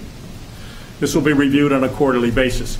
So the intent here is not that it all has to be done, but that we start doing it. You agree that you're going to do that so that we build the local repertoire, the local repository of knowledge of how do you do this or that. How do we set up this room? That's not a good example. But how do we do how does Todd do his work? How does JR make decisions about this? Some of those factors that go in there. Item C, agree to participate fully with a management consultant should the CROA board determine that external consultation would be advantageous.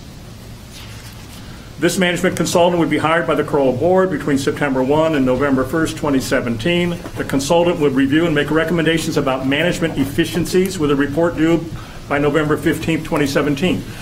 So the idea there is this would be parallel with building the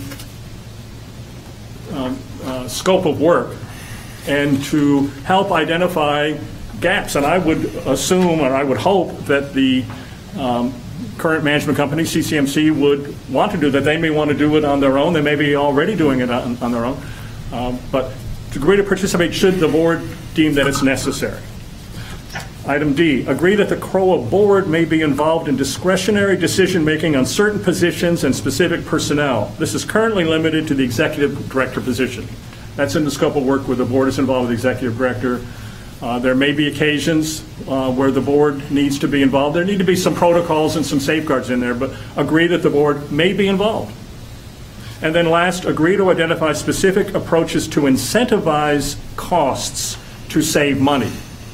Agree to identify specific approaches. So start working towards, in a new contract, that there's going to be some incentives. I mean, Paul, I don't like to quote you, but you've said on several occasions when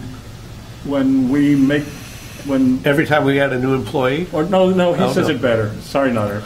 Well, I think that Every goes time back that somebody more make to money, we lose money, or something well, like that. that goes back to how the contract is structured. Right now, the contract is structured where there are 2 components to it: it's the management fee and then the labor burden rate. And the issue we have is that the majority of money in the contract is made on the labor burden rate. So what that incentivizes is that the more labor money that is spent, the more money the company, and that I think this again has more to do with the contract, is that the contract, what I would like to see is that where, that's flipped, that the money is not made on labor, because that is a disincentive, and that within the contract we may establish bonus criteria, other things that would incentivize efficiency. So we would evaluate the performance of CCMC at the end of the year and say, and have them justify, say, what have you done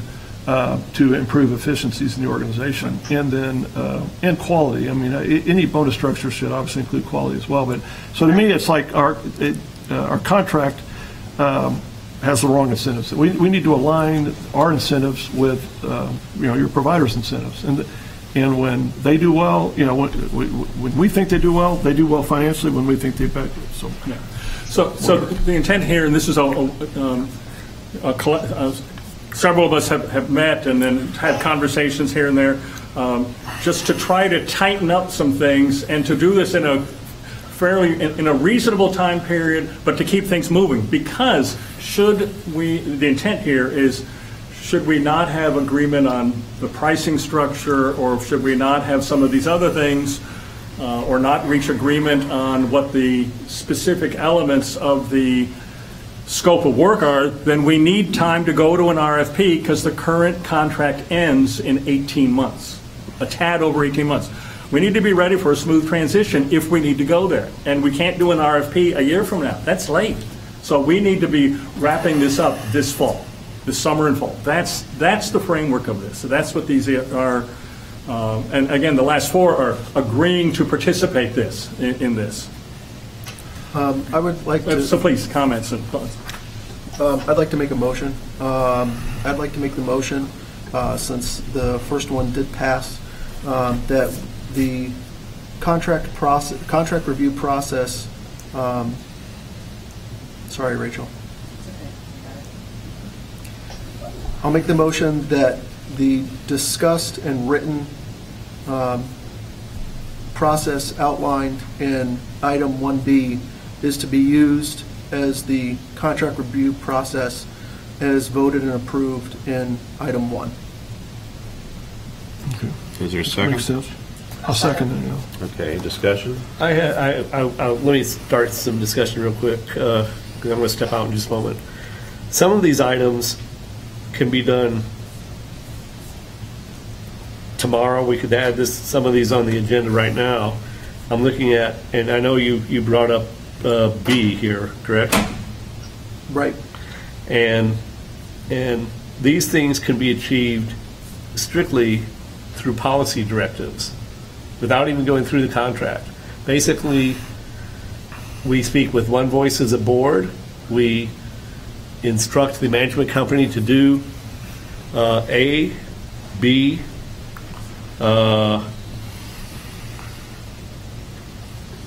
D would have to actually have a contract change, but A and B can be straight away done with the policy directive. We just get together as a board meeting, or even in a workshop, because we can set policy in a workshop and tell them to do A and B. The C, D, and E, again, I think are strictly contractual issues, and thus that would only be settled, in my mind, once we get past the dollar amount in the rebid. But A and B could be straight policy issue. We could come through and say, we want this done, and we want this done, and these are the dates we would like them done by.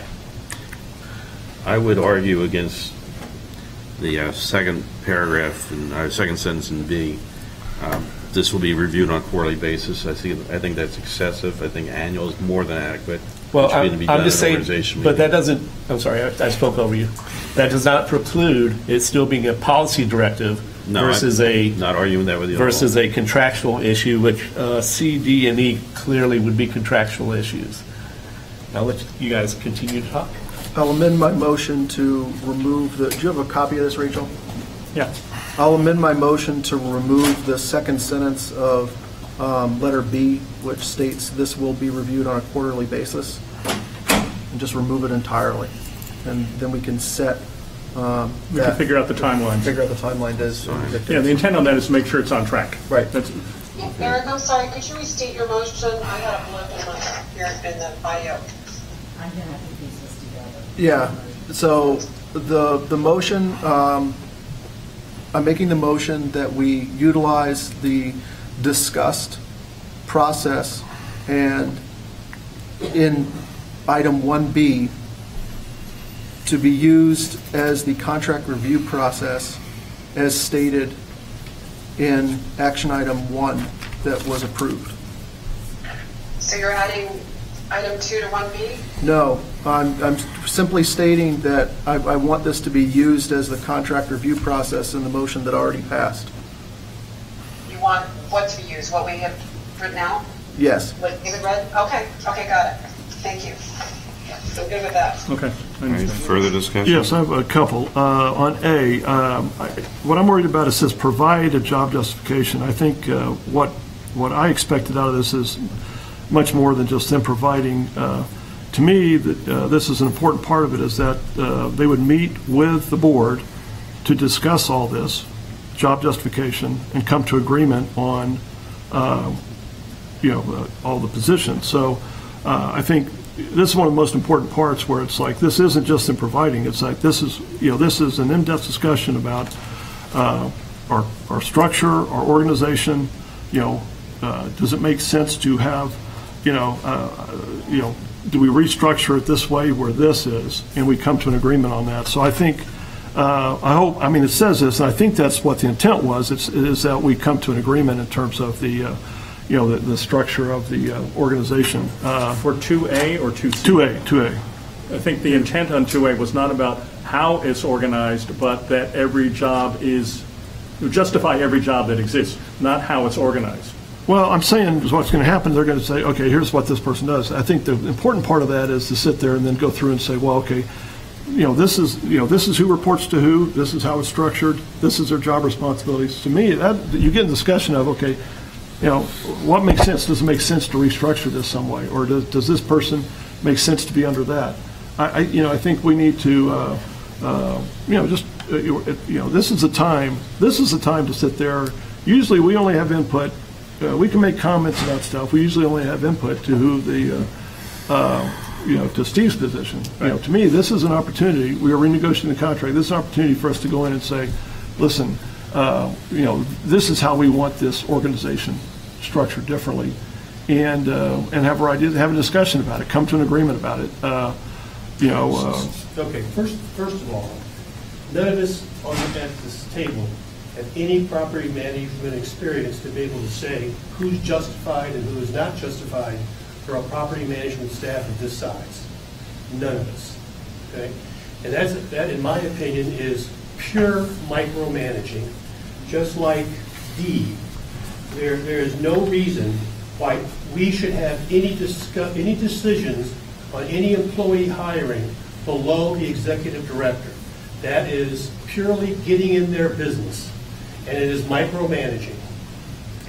I totally disagree. That's a huge amount of money that, and we're paying for these things, But and Paul, that you don't know for these what positions positions. they need. I think that's the point of, you sit there and go through and say, this is what this person does. I've got a lot of management experience, and I sit there and look at it and say, well, this person, But not in property management. this isn't brain surgery, my friend. So You're right, it isn't. But and it's different than what you've ever experienced in your career. I don't By a believe so. long shot. No, I don't. All right, let's totally end, let's disagree. end that portion of it then. And I'll make one more comment. Let me- that these deadlines are way too tight. I tend to agree with you. Okay, you had another comment, Paul. Yes.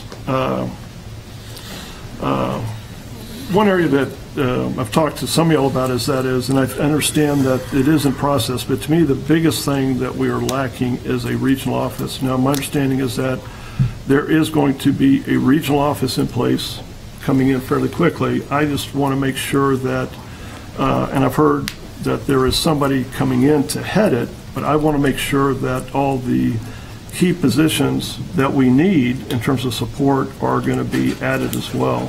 And what I think, again, this has been, to me, the biggest flaw of our situation is that most other companies have a big regional presence in Florida. They have a regional office, and they have experts that our staff can go to and get good advice very quickly.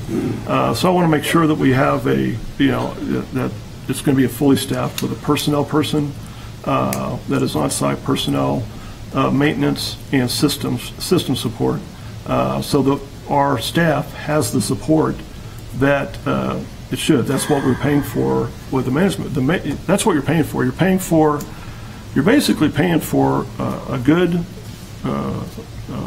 person running it and the support system. Our support system right now is in Arizona. It doesn't work. We need to have people on site that know Florida, that are here in Florida. Right now we have a landscape where we've got an Arizona company that overseeing a company out of Michigan trying to deal with landscape in Florida. And, Florida landscape, I'm sorry. Where did you get Arizona has nothing to do with the selection of the landscape. No, I'm just saying that we need to have a support person in Florida that is an expert in the field. These companies that have, hundreds of associations. Property management companies don't hire landscaping experts. They hire landscapers for their expertise. I was at the meeting where Evergreen, they introduced their person who was their maintenance person in their regional office for Florida. He was the go-to guy if there was a problem in Fort Myers, if there was a problem in Orlando, if there was this guy would go in. All right, now, Paul, I got to ask you a question. Unless they were lying to me, that's what they got. Well, personnel, to me, personnel is probably the most important. We need to have somebody on site in Florida, knows the Florida whatever. Got it. You've got it We have right a personnel expert, regional personnel expert. That's what they do as personnel. Where's our personnel person right now? Where is that person? Is that in Florida, or is that Arizona, or what? I don't know. Or do we do it ourselves? Are you asking human resources? I'm just saying. I don't know. Yeah. I'm just saying that. What I'm saying is that I think that is one of the things that I would like to see addressed in this thing is that what is the regional office and what is the makeup of that's going to be? All right, let's move forward on this. Is that amendment? Is that what you're trying to do? Is amend this motion to add that issue? Yes, just add F, regional office. All right, is there a second to that? Regional office structure. Is there a second to that? Second, I'm sorry, to Eric's motion? Eric made the I would need to amend the motion. I second Eric's motion. I think he amended part of it to Rachel earlier. No, he didn't. No, he hasn't done anything yet. That's fine. No, I haven't added anything to it. This is hard for me because guess what? I'm a regional expert for a company that is in Portsmouth, New Hampshire, and is owned by a company out of Spain. So the location of them isn't as concerned to me as the level of service that it can provide. So I'm not willing to add some sort of stipulation to it that it needs to be there. Now, if we determine that that's needed as part of the working with a management consultant, I think that that doesn't preclude us from doing that. All right. So where are we now? Is there any further discussion? Can I speak? Debbie, go ahead and speak. Okay. Eric, I'm not sure where the motion stands again because it's been changed a little bit, but what I would like to propose is that we look at the list of items that were read by David. Yep, we did. And do what? Is the motion changed from that? Or? No, the only thing that's been amended to that is that I removed the second sentence of letter B, which is this will be reviewed on a quarterly basis. Okay, then I second your motion. Okay. Is there any further discussion then? Okay. I don't even want to restate this, but as you have mentioned, all in favor? Aye. Aye. Aye. Aye. Opposed? Nay. Nay. Okay. Motion carried. Let's move on. All right, motion number 3 is to ratify the consent ballot for the authorization to enter a contract with Loving Spoonful to perform at the 2017 Founders Day event in the amount of $12,000. This is a CROA operating expense. Hey, Jack, before anybody... This is a happy thing. We're going to vote on it now. Can we just for house cleaning, you changed the terminology of the second motion, and I think what it landed on was 1B. So if you want to keep that as 1B, then everything moving forward can stay with Let's what's call on it 1B the then. agenda. Okay, so we're on item 2 then.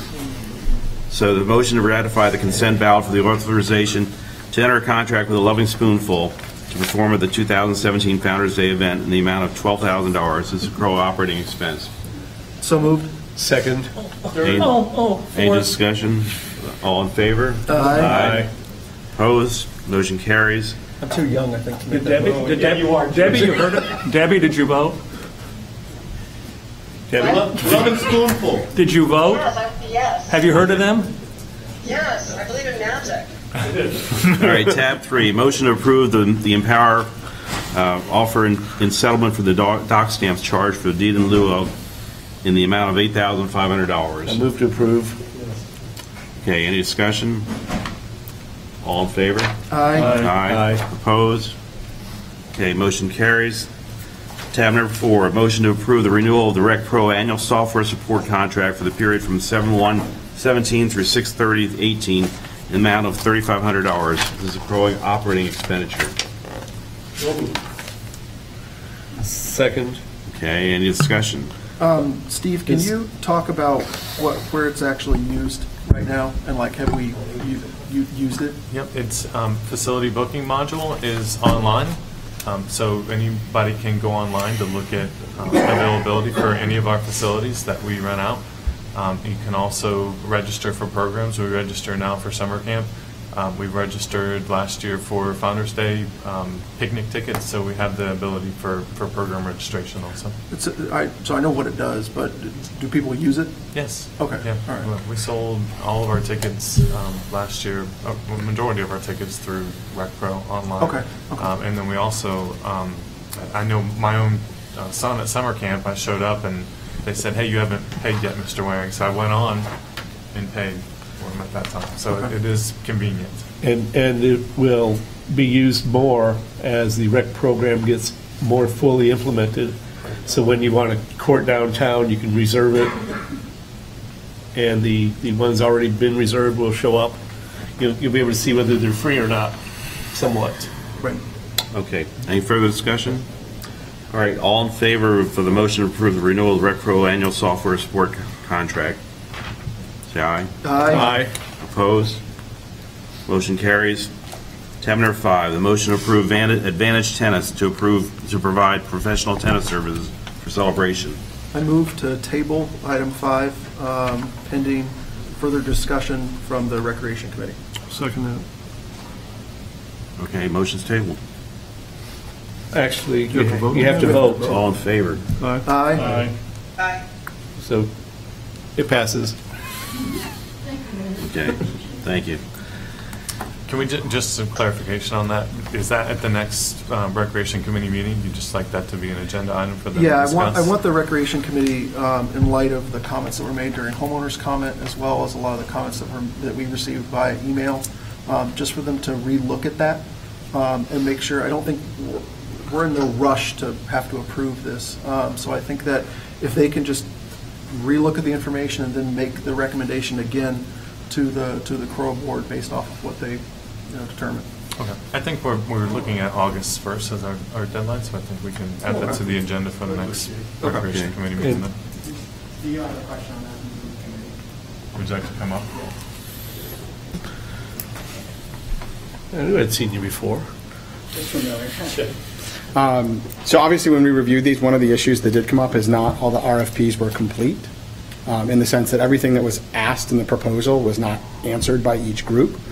So how would you all like us to address that?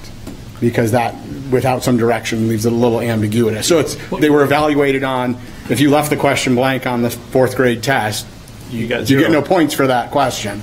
So do we give them another chance? How would you like us to deal Were with things that? due at a certain time? Yes. I'll defer to Steve on the rest. But If things were due at a certain time and they were not provided, then I would cover them as not provided. No, it doesn't I wouldn't disqualify the whole proposal. I would just say they didn't. You can't submit it late. Things are due at 5 o'clock. They do at 5 o'clock. 5:01 is late. Sorry, if that portion was 20% of the, if they submitted a proposal and they left out one part of it, if that part was 20% of the total points, they get 0 points for that. And Unless then it was addressed everyone adds down. Now, the question I believe Eric is tabling, yeah, we have it tabled. We did table it. We voted on it. We voted. Yeah, there's really no discussion now. Well, We're done. You're asking for some I'd like guidance. to, I mean, You can't but Did you get it? Well, they need direction from. But I would like to- think you need I would like to direction give- from the board on, why we tabled it. I would like to give Adam some direction. I'll give him my thoughts first very quickly, and we see if we have any consensus or not on this. My direction would be not opening it back up, but if there are parts of a proposal that are false, that does disqualify somebody, then it's like some companies will go through and have 5 candidates that they're thinking about hiring, and they bring one in and they say, okay, we're going to offer the job to you pending looking at all your proof of all your qualifications. Then they go out and they find out that this person doesn't have what they said they had in their resume. Well, they're out. Now the number 2 person would step into that place, in my mind. So I'll leave it going down the line. Eric, I would propose that you restate your motion as a postpone to a definite date rather than a table. Well, when's the next committee? No, I think we're asking the Recreation Committee to go look at it and come Well, back we to still us. have to prove it, though. Yeah, they need to come back to us. The at biggest next meeting. question is that we don't necessarily want to rebid this again. We just want them to go back because there were some accusations that maybe the certifications aren't where they need to be. Have the Recreation Committee look at that and see proof of current certifications, and then get their recommendation again to bring back to the board for the July. Yeah, That's fine. Yeah, I mean, my feeling is that, this is the first one that came through. I think the committee has done an incredible job, and some mistakes are going to happen, and, but, if nothing else, we need to learn from this and make sure that ongoing, that, we do everything correctly in the future. But when you do the first one, you make some mistakes and things happen. But we need to do some serious soul searching and say that for the future ones, we need to make sure that this is a fair and complete process. To provide them a little clearer scope. So to me, there's two. I'm sorry. What is that? You need to provide them with Provide a who? clearer scope. The committee? No, whoever you're sending the RFP to. 'Cause I noticed that at least one of those RFPs didn't have any pricing in it at all. So that the RFP. So the RFP is very clear. Well, RFP. the RFP was developed and sent to all the committee members in advance, and they gave feedback on the RFP in the process originally. So we made some modifications, some changes, and it was sent out on May 12th with the deadline of June 5th, I believe, and it was 5 o'clock for that deadline. And in the RFP, it stated a clear scope. I believe some of the board members, all the board members received this scope also, and we received feedback from you all that you were very pleased with that process. So the scope had a scoring criteria. It showed how it was going to be weighted. It talked about a presentation at the June 12th meeting. I don't know that there were any mistakes made by the committee members. I think that and I think anytime you do a proposal or you get ready to enter into a contract, you make sure that you verify that what you're about to enter in a contract, that they actually provide that. So we'll ask for clarification on certifications. I can tell you we did not ask the professionals to be an elite tennis professional. We asked them to be a USPTA professional. So maybe that could have been a little bit more clear, but I don't know that we needed an elite tennis professional to run the tennis program in town. Do you go through and then the things that you ask for, like USTA professional, you do go through and verify that when they say they are, that they are? Well, and I can tell you that the proposal that won provided information. Now, the certificate, we need proof that it has an up-to-date certificate. So the one that we see that is not up-to-date. So we need to make sure that we have that correct information. And if it's not, then I would agree with the board and the committee that it doesn't meet the requirements of the RFP. So we'll ask for that and we'll get clarification on that and we'll move forward. But I think to question the process, I don't know that there are any holes or gaps in the process. I think it's just a matter of verifying that we have what we think we have. Well, but I do think that when somebody, states their qualifications, we need to verify that. Oh, absolutely. Okay. Absolutely. And that was on the contract with David. was verified. Adam asked for guidance. Well, I may be able to clarify where the hiccup was, because Tim opened the door to it, and I wasn't going to before. 2 of the 3 RFPs did not have a pricing, revenue sharing model, however they wanted to define it, as written in the document.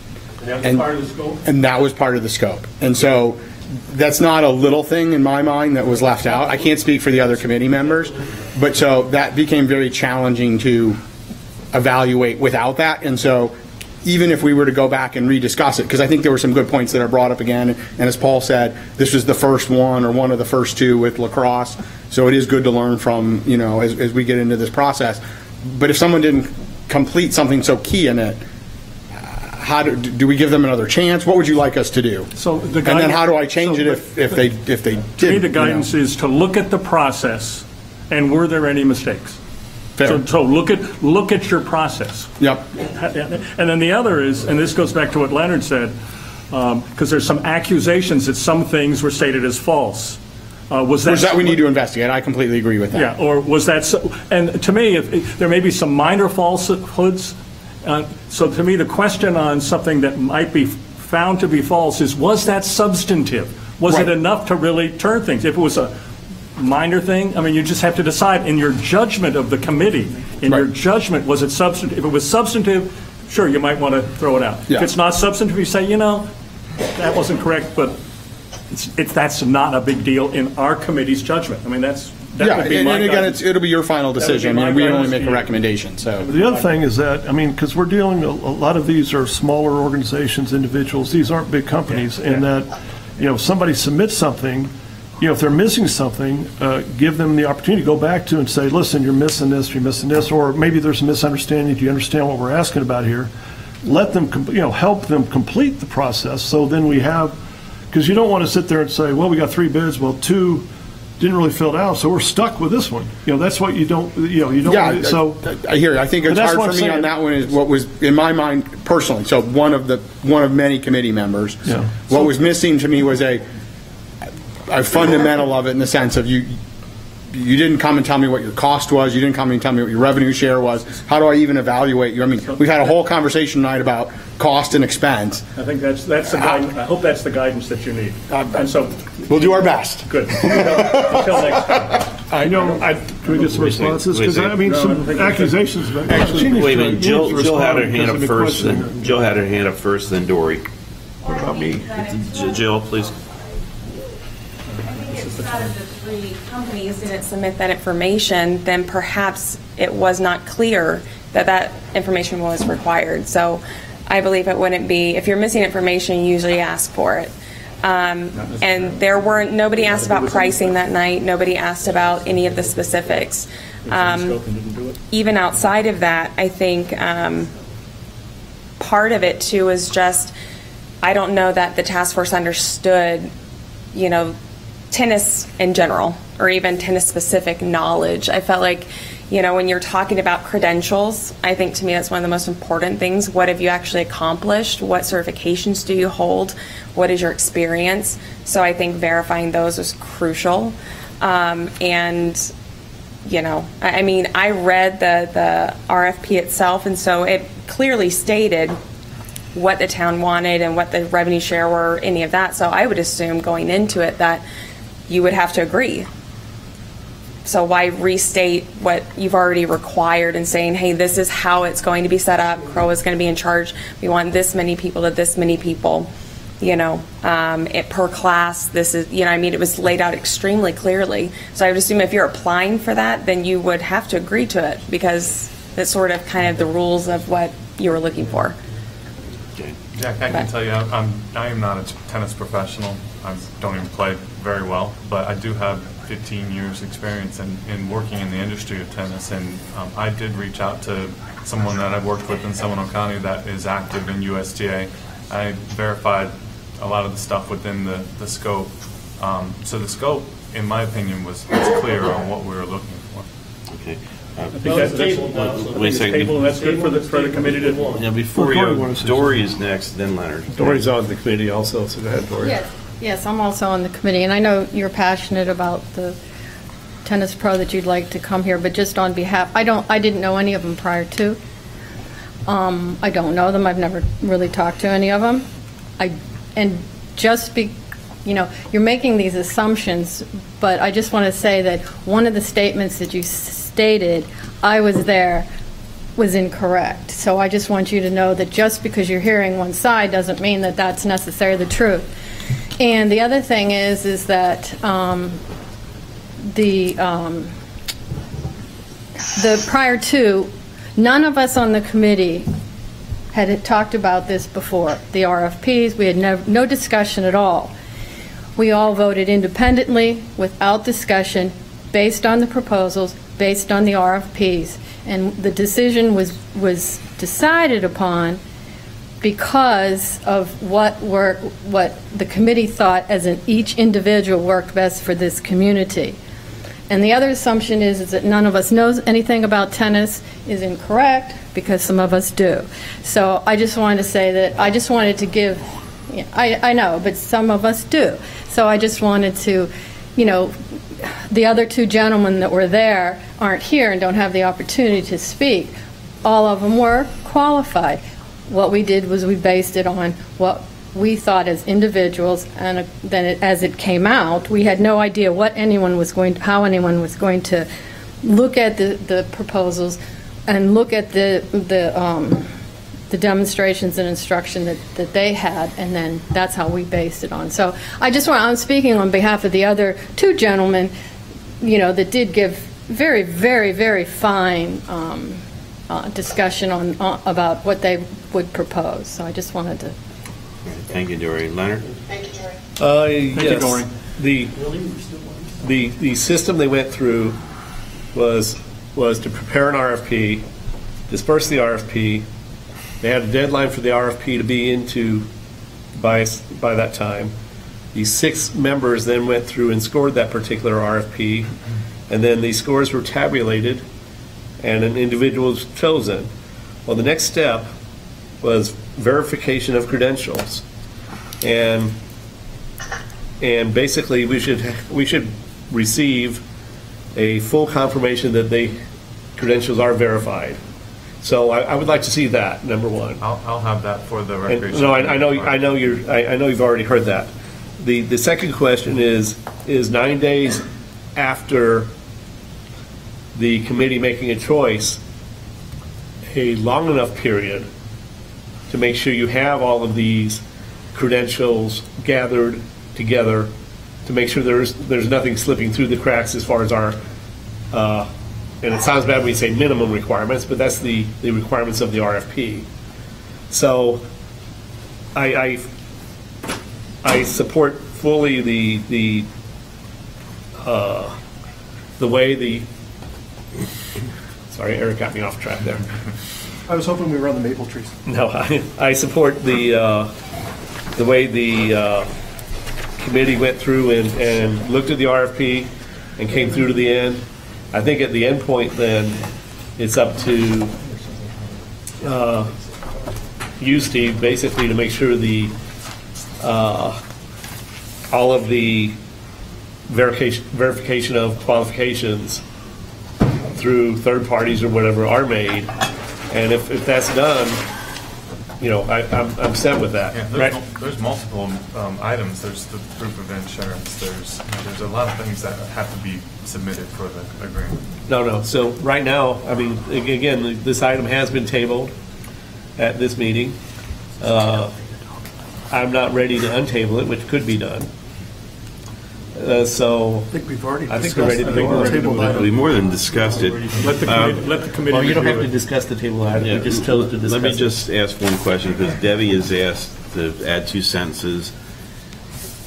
We- It's a 2, okay. I just wanted to say, as far as the, this is a new process, but I wanted to say that I feel we have an exceptional committee for the rec committee, people that are dedicated. They can't be experts in every sport, but I think they know more than people may perceive. Their experience is very diverse, and I support the committee 100%.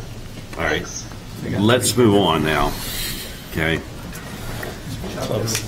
All right, tab 6, motion to approve the installation of 4 red maple trees in the easement of Blue Sage Service Area by Gerard Environmental Services in the amount of $2,600. This is a Blue Sage Service. $2,500. This is a Blue Sage Service Area operating expense. So moved. Second, third. You got it. You got it. Okay, Just trying to move it along. all in favor, any discussion? Okay, we talked about this with CDD and talked last week. All in favor? Aye. Opposed? Motion carries. Tab 7, motion to approve the Green Lawn Townhome Landscape Enhancement by Exquisite Landscape in the amount of $8,034. This is a Green Lawn Townhome Service Area Reserve expenditure of $4,568 and the operating expenditure of $3,466. So moved. Second? Second. Okay, discussion? Have we used Exquisite Landscape before? We have. we have. Okay. You had approved the proposal from them to do the campus, no, it was Campus Street. Gotcha. And I just want to clarify, because we are on camera, that this is just an approval for the expense. We will be working with ARC to get all of the plants approved, et cetera, and working with the homeowners to make sure everyone is fine with the schedule. But obviously, we can't do anything until we have approval for the expense. Gotcha. Okay. Thank you. All So right. no one in Green Lawn has missed an email. We're just- Further discussion? All in favor? Aye. Opposed? Motion carries. Tab number 8, motion to approve the South Village Townhome Landscape Enhancement by Davy Tree in the amount of $5,075. This is South Village Townhome Service Area Reserve expenditure. Motion approved. Go ahead. So moved. Second. Okay. Debbie first, Eric second. All right. Is there a reason why there's just one bid on this? This is actually only to replace the holly trees that had died, so we're not making any changes. We're just installing the same landscaping, and they're aged out, so this was not an issue. We did not get 3 bids on this, primarily because with new trees, we really want to be able to ensure for this expense, we can hold the landscaper responsible for the next several months to make sure they root and they do well. And with Davy being the landscaper currently on contract for South Village Townhomes, if those trees go in and they decline for any reason, irrigation, et cetera, Davy will be the one that is responsible for restoring those trees to new trees. And when we start incorporating an irrigation concern, Thank you. okay. Good with that then? All right, further discussion? Warranty stuff. All right, all in favor? Aye. Opposed? Motion carries. Thank you. Tab number 9, motion to approve the baseball backstop at the East Village Field in an amount not to exceed $4,973. This is a CROA reserve expenditure. I will move approved. And a second, please. Second. Any discussion? Well, once again, we don't have any bids. Why is, I understand on this one, I guess it's because you want to do it at the same time, but, you know, we need to time these things so we get bids, right? So Are you just doing this, Todd? No, well, I don't know that yet. Okay. Trying to get it all coordinated with the field renovation. The not-to-exceed number is what's based out of the reserve study. I have gotten a couple of different bids, but they haven't come in with the specifications that I'd asked for. So it looks like they are bidding it. We are bidding They are it, bidding, yes. just don't have it in yet. This is yeah, not to I don't exceed. like approving stuff. I guess we're getting in this practice of this not to exceed. Yeah, I don't, you know, I just don't like that approach to things. I mean, I don't mind it because the not to exceed portion of this is actually a reserve expense already set aside. Not that we need to spend every little dollar we have set aside. But I don't think Todd does that when he goes through. But if it has not to exceed, then if they can go out and just find one bid that is less than the not to exceed, then, they'll do that. I mean. Well, he's securing more bids, though. More due diligence than that. Yeah, but we're not approving that. That's, and I understand, I mean, he may be doing that, but I representing the residents, just want to ensure that we are, I'm always big on bids. I don't care what, but it's, we never know that. How do we ever know that? Would you like for Todd to report back to us when the bids come in? If this is an emergency, which this one is, I'd like you to report back. My bigger problem is number 11, where number 11 is a motion to do a not to exceed, and I don't see any urgency to do that before bids are coming in. I mean, if there's not any sense of urgency, I'd like to table that one and just get some bids and let us approve the bids, right? Which one is number 11? Number 11, a motion. Let's deal with this one, then we go to 11, okay? Okay. All right, so any further discussion then? So I'm okay on this one. In the future, I'd like to, personally, I'd like to see it as treasurer. Okay, well, don't like to see the not to exceed. Remind us on 11. All right, so tab number 9, the motion to approve the basketball backstop. All in favor? Aye. Opposed? Motion carries. Tab number 10, the motion to approve the purchase of 5 benches and 4 Adirondack chairs. Basketball backstop? Did I say basketball? You said basketball. I was wondering. I don't even like basketball. Across the street from that thing is shot. All right. Motion to approve the purchase of 5 benches and 4 Adirondack chairs from Oxford Garden in the amount of $3,924.74. This is a CROA reserve expenditure. So moved. Second. Second. Okay. All over the place. You choose one of them. All right, do everyone. Okay. All right, discussion. Todd, the cost difference between these bids that came in is pretty significant. This is the same specification for whatever it is? The exact same product. Okay. Wow. Okay, further discussion? All in favor? Just as a clarification, I think I heard from Dory. Did I hear from Dory earlier, or did I hear from you earlier that they may be multicolored? Well, to match the signs? The ones that we are asking for the dog park are not cute. These are cute. Right, these are the image. We wanted something that is more fun. Impermeable. I'm sorry. Yeah, this is not. These are not the dog park. Oh, this is not dog Artisan park. Park. Pardon me. Thank you. Okay, further discussion then. All in favor? Aye. Opposed? Motion carries. Sorry. Todd, what happens to the old chairs? They go to your backyard. Well, no, I don't know. We can put them out for sale if we're going to do the community yard sale. Course yard sale? Yeah, that's what I was thinking. Yeah, if they're. All right. There's a couple that are kind of decent. Wouldn't be usable, but. Yeah. Absolutely. Okay, tab number 11, the motion to approve the purchase of pool facility signage in an amount not to exceed $8,120. This is a CROA reserve expenditure. I'd like to, unless there's an urgency on this, I'd like to table this till we get bids. Well, can I speak on that? Can you speak on that? Well, the reason for not having 3 bids is we use one specific vendor for all of our signage. Because they have the template that we use, and we've already gone through the hurdles of quality and material, things like that have been bid in the past. And so the sign company has proven that they have the best quality and a reasonable price. And so because of that, we wouldn't have like a setup fee or any of that sort of things, Correct. right? Correct. All right, so there's no second to your motion then. Any further discussion? So the motion is to... We haven't made the motion yet. We have a motion on the table, but there was a motion to table it. Right. That's okay, I'll remove it. And we'll remove that. So, okay, all in favor? No, Paul withdrew the motion. In favor of... Tab 11, the motion to approve the purchase of pool facility signage in an amount not to exceed $8,120. Okay, so I'll second Can we it. say that?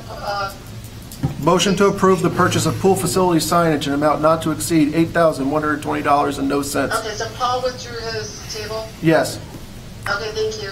So I'm good. Caught up. Tim made the motion, I'm seconding. Okay, any further discussion? Yes, I have a discussion. Okay, Okay. go. Well, go ahead. So the discussion I have has to do with the content of the signs, not the pricing. Okay. And I know in prior discussions as a resident, one of the things I wanted to make sure was on the sign was the board action of a couple of years ago about no smoking. And that's not in the proposed template, or is that, maybe that's just an image, not the actual wording? Right, correct. Okay, so if we have some wording, so that, it seems to me that the board should be involved in what the wording is that's consistent across the parks. I know that one of the current signs listed has hours listed rather than hour before sunup or hour after sunup or whatever. Correct. So some of the language, but the no smoking I think is important, and then the CROA ID must be available for showing up on request. Absolutely. So anyway, some language that would be consistent. A separate question has to do with the dog park signs. That's not been discussed at this point, not part of this motion, or is it? No, it's not. Okay. So that would be the same template, because I know we have temporary signs that were set up for its opening, pending the real thing, and we were, hurrying to get that out. So I wonder if that should be considered as part of this larger purchase. We were discussing just putting the rules within the bulletin boards that have been added out there instead of building or buying big signs with the rules, just putting them inside the bulletin board. But this is a motion right now for the pool. I know. So, okay. Okay, so Paul? Understand. Yeah, my question is that, the risk here is that you get hooked into a company and then they know you got all the signs. So you get the first one, you get a good price, and then they know later on it's like, well, you got to come back to me. Is there anything that we have in place when we do something like that that says, for future signs, this is the, price scale and this is what you'll pay for this and that and whatever. So we know when we go ahead and lock into a company that we know is going to be doing other work that we can't bid out, that we are going to be getting, we know what the price is going to be. I guess that's the question. Yes, I don't know that it's specifically in writing, but we do look at all those numbers, and if we feel like it's not a comparable number to signs that we purchased in the past, we would certainly red flag it and beat them up over the price or go somewhere else. Yeah. Because, I guess if it's a bigger sign, it costs a little bit more or less. I mean, that's, correct. Yeah, whatever. And we have Spring Lake as a basis. That's where we've done the most recent. I guess that maybe sign include package. that in the future. We would say, this is our base. This is $1,000 more. It's bigger. Something for us to know that, the current pricing they're giving is fair based on the initial contract. Okay. Yes, we can certainly do that. Yeah. Okay. All right. Anybody else? All right. Yes, I had a comment on the content of the sign. I would like to list the number for town hall and also the emergency number 911, unless it's listed somewhere else, and Todd would know that. These are just templates anyway. Right. These are just templates. They're going to come back with some specific content to the I photo board. know, I'm just putting it for content. I'd like to have you add it. That's a good idea. Yeah. We should put Debbie's phone number on there. Yeah, we got your personal cell. Your personal cell number, Debbie? I vote for that. What do you think? All right. Okay, we all voted for that, Debbie. It's on there now, Modify Debbie. the motion. It's all voted on there, Debbie. It's your phone number. It's already been voted on. Any further discussion then? Okay, all in favor? Aye. Opposed? Motion carries. Tab number 12, the motion to ratify the replacement of the columns on the wood arbor by CN Prestige Contracting in the amount of $19,060 as approved by the Artisan Park Service Area Committee. This is an Artisan Park Service Area reserve expenditure of $11,700 and an operating expenditure of $7,400, which doesn't add up. So what are the real numbers? 19,060. Yeah. Yeah, 19,060 is what's on their bid, and then in their new business, in their minutes from April 4th, it states 19,060 as well. But we don't know what their... Well, the question is, there's $40 excess in the going from one of the... Well, I accounts. will tell you that for sure, the $11,700 is in their reserve study. Okay. So that has been pulled out of the reserve study. So I'm going to assume that the operating expenditure is 7,360 then? Yes. Okay. All right. Do I have a motion? Second? Second. Eric? All right. Discussion? Yes, this is treated pine from what I understand, and I just really am opposed to wood in Florida. Column That's all. All right, well, this is their choice, though. Okay, so, Oh, it's their choice? Okay. yeah. Yeah. Good. You know, what I've seen, Debbie, is the pine works all right. It's just the base that, I know the arbor in, over by us on Hippodrome, they replaced the bases with more plastic, and it seems like that's working out a lot better. Is that right? That looks great, yeah. Yeah. But I think the poster's still wood, but it's just the base. Okay, no further discussion? All in favor? Aye. Aye. Opposed? Motion carried. Nope. Nay? Nay. Debbie's a nay. Ooh, You just said that? bad girl. Okay.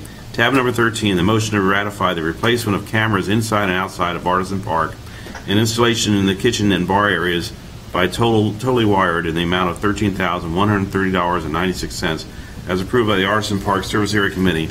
This is Artisan Park Service Area Capital Reserve Expenditure. Do I have a motion? So moved. A second? I'll second. Okay. Tim, and then, oh, you're going to defer to Debbie? Okay. Any discussion? Go ahead. So I guess this is just a procedural question more than anything. I'm not familiar with the arbors, but I know that the cameras have already been installed. So I have a dumb question.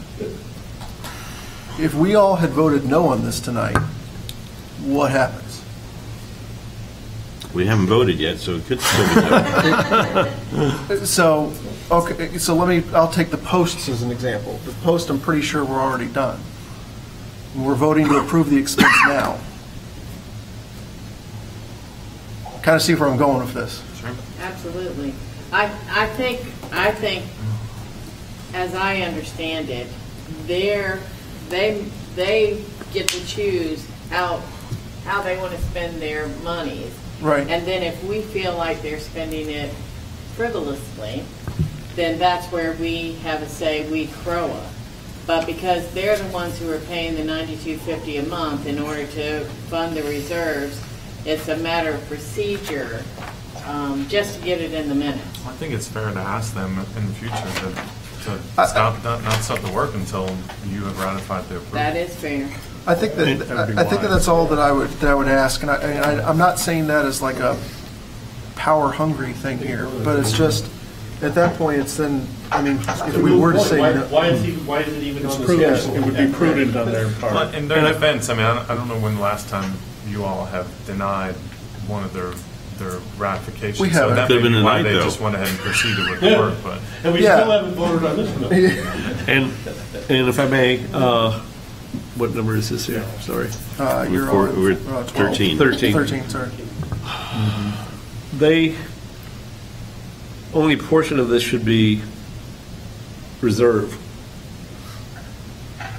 I know they have two different security funds in their 2014 reserve study that they've done.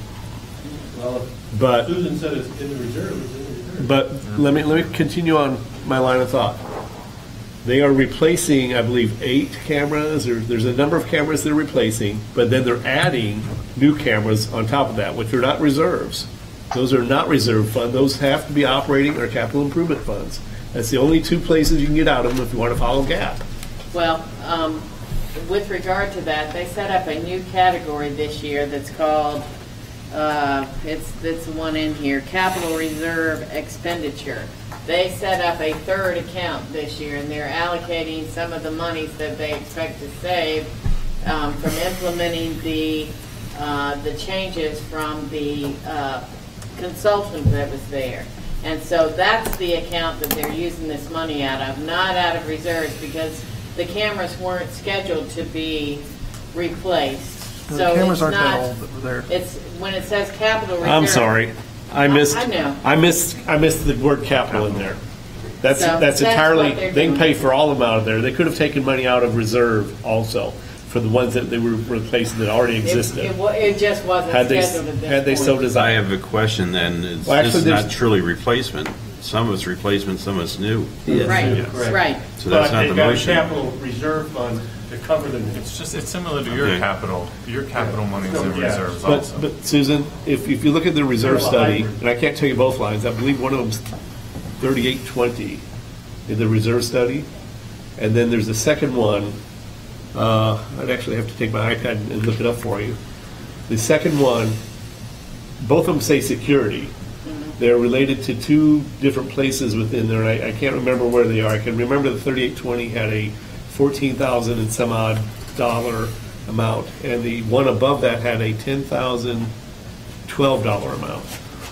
And both of those either fell into this year or would fall into 2018, which I don't have a problem you getting money out a year early when you need to replace something. That's not a problem with me taking it out of the right reserve account. So I guess what I'm saying is they may indeed not need to take it out of their capital account. They may want to leave the money in their capital account. I would run that back by them. We'll discuss that with them.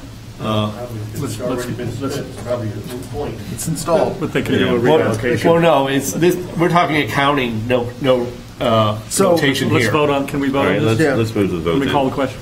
Any further discussion? All in favor? Aye. Aye. Opposed? Nay. I'm not nay. No nays. No, I'm sorry. You meant to say tab 14. Unanimous. Sorry, motion carries. All right, tab 14, motion to approve the replacement of the pool pump at Spring Lake by Bluescape Pools and Spas in the amount of $7,163. This is a CROA reserve expenditure. This is what we've already. This is just reaffirming. This is reaffirmation. Yeah. So moved. Second. Okay, all in favor? Aye. Opposed? Motion carries. Tab 15, the motion to approve initiating the fining process for 15 non-compliance items through notification of the Covenants Committee meeting to confirm or reject the fine. Second. Any discussion?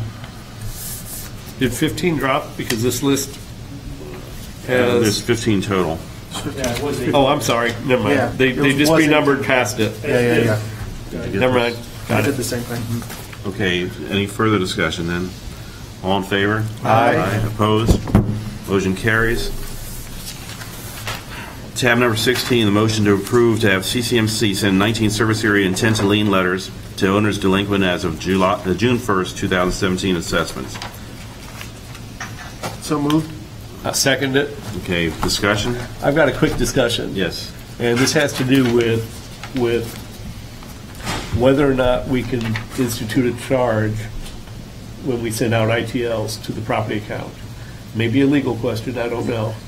So if it's a legal question, let's just jot it down so we can do it at another. We didn't get prime yet, so we don't have ours. No, but you understand that we send out a lot of ITLs, and I think they're 87 cents a piece or something. They're not a lot, but you still have the staff time involved getting it to them. So if we instituted a $5 charge to everyone's account when you get an ITL, it would defray those costs we have to do to continually send ITLs out every month, 2 months. And We would have made $16.53. Well, let's hold on for a second. Susan? Well, the ITLs by law have to go to every known address, which would be the in community address as well as the alternate address, and they have to go by regular mail and certified mail. That's actually done through, is it LetterStream, Rachel? It's done through LetterStream, so there is no, other than we go through and we determine that the people are delinquent, we upload that to LetterStream, and then you're charged whatever LetterStream charges, and you pay them directly. And how much does LetterStream charge per letter we send? I think it depends on the bulk, how many go out at a time. I have to Get it discounted for giving more people or not? send unless you pay. No, but I would like to try to recoup some of those expenses that are sent needlessly, in my opinion, because someone decides to be 30 days, 60 days late on a. How about on an this, item. Leonard, would you be okay if? I'm ready to vote on them. Oh, yeah, Go ahead. well, I'll add then, it would just be myself. Rachel, can you tell us next month's meeting, how much it cost us via LetterStream for these 19 letters? Well, There you go. the 15. 15, sorry, 15. Whatever letters you sent out. Yeah. No, I know. We sent 200 and something out a couple of But months then ago. at least we can get a ballpark of what we're talking. All right, any further discussion then? All in favor? Aye. Opposed? Motion carries. Tab number 17, motion to approve one homeowner request totaling $28.42. Motion to approve. Second? Do I have a second? Yeah. Oh, second. Okay. Any discussion? All right, all in favor? Aye. Aye. Opposed? Motion carries. Tab number 18, the motion to approve one attorney instructed write-off for $7,111.77. So moved. And a second, please. I'll second it. Discussion? All in favor? Aye. Aye. Aye. Motion's carried. Now we're down to strategic planning goals update. Goal number 1 is to build mutually beneficial strategic partnerships with the county, civic community, schools, and districts. That's myself and Debbie. I met with the sheriff today, which was a real nice meeting over the CDD building. First time we met with Sheriff Gibson. Some nice things are coming down the road. The sheriff has said that the old Publix building across from or behind Logan's, they're considering buying that building and putting the West End office down there with 120 people will be going in there with 18 new patrolmen or deputies. So that maybe 2 years down the road, but it bodes well for us with a greater presence in the community as far as the sheriff and greater responsiveness.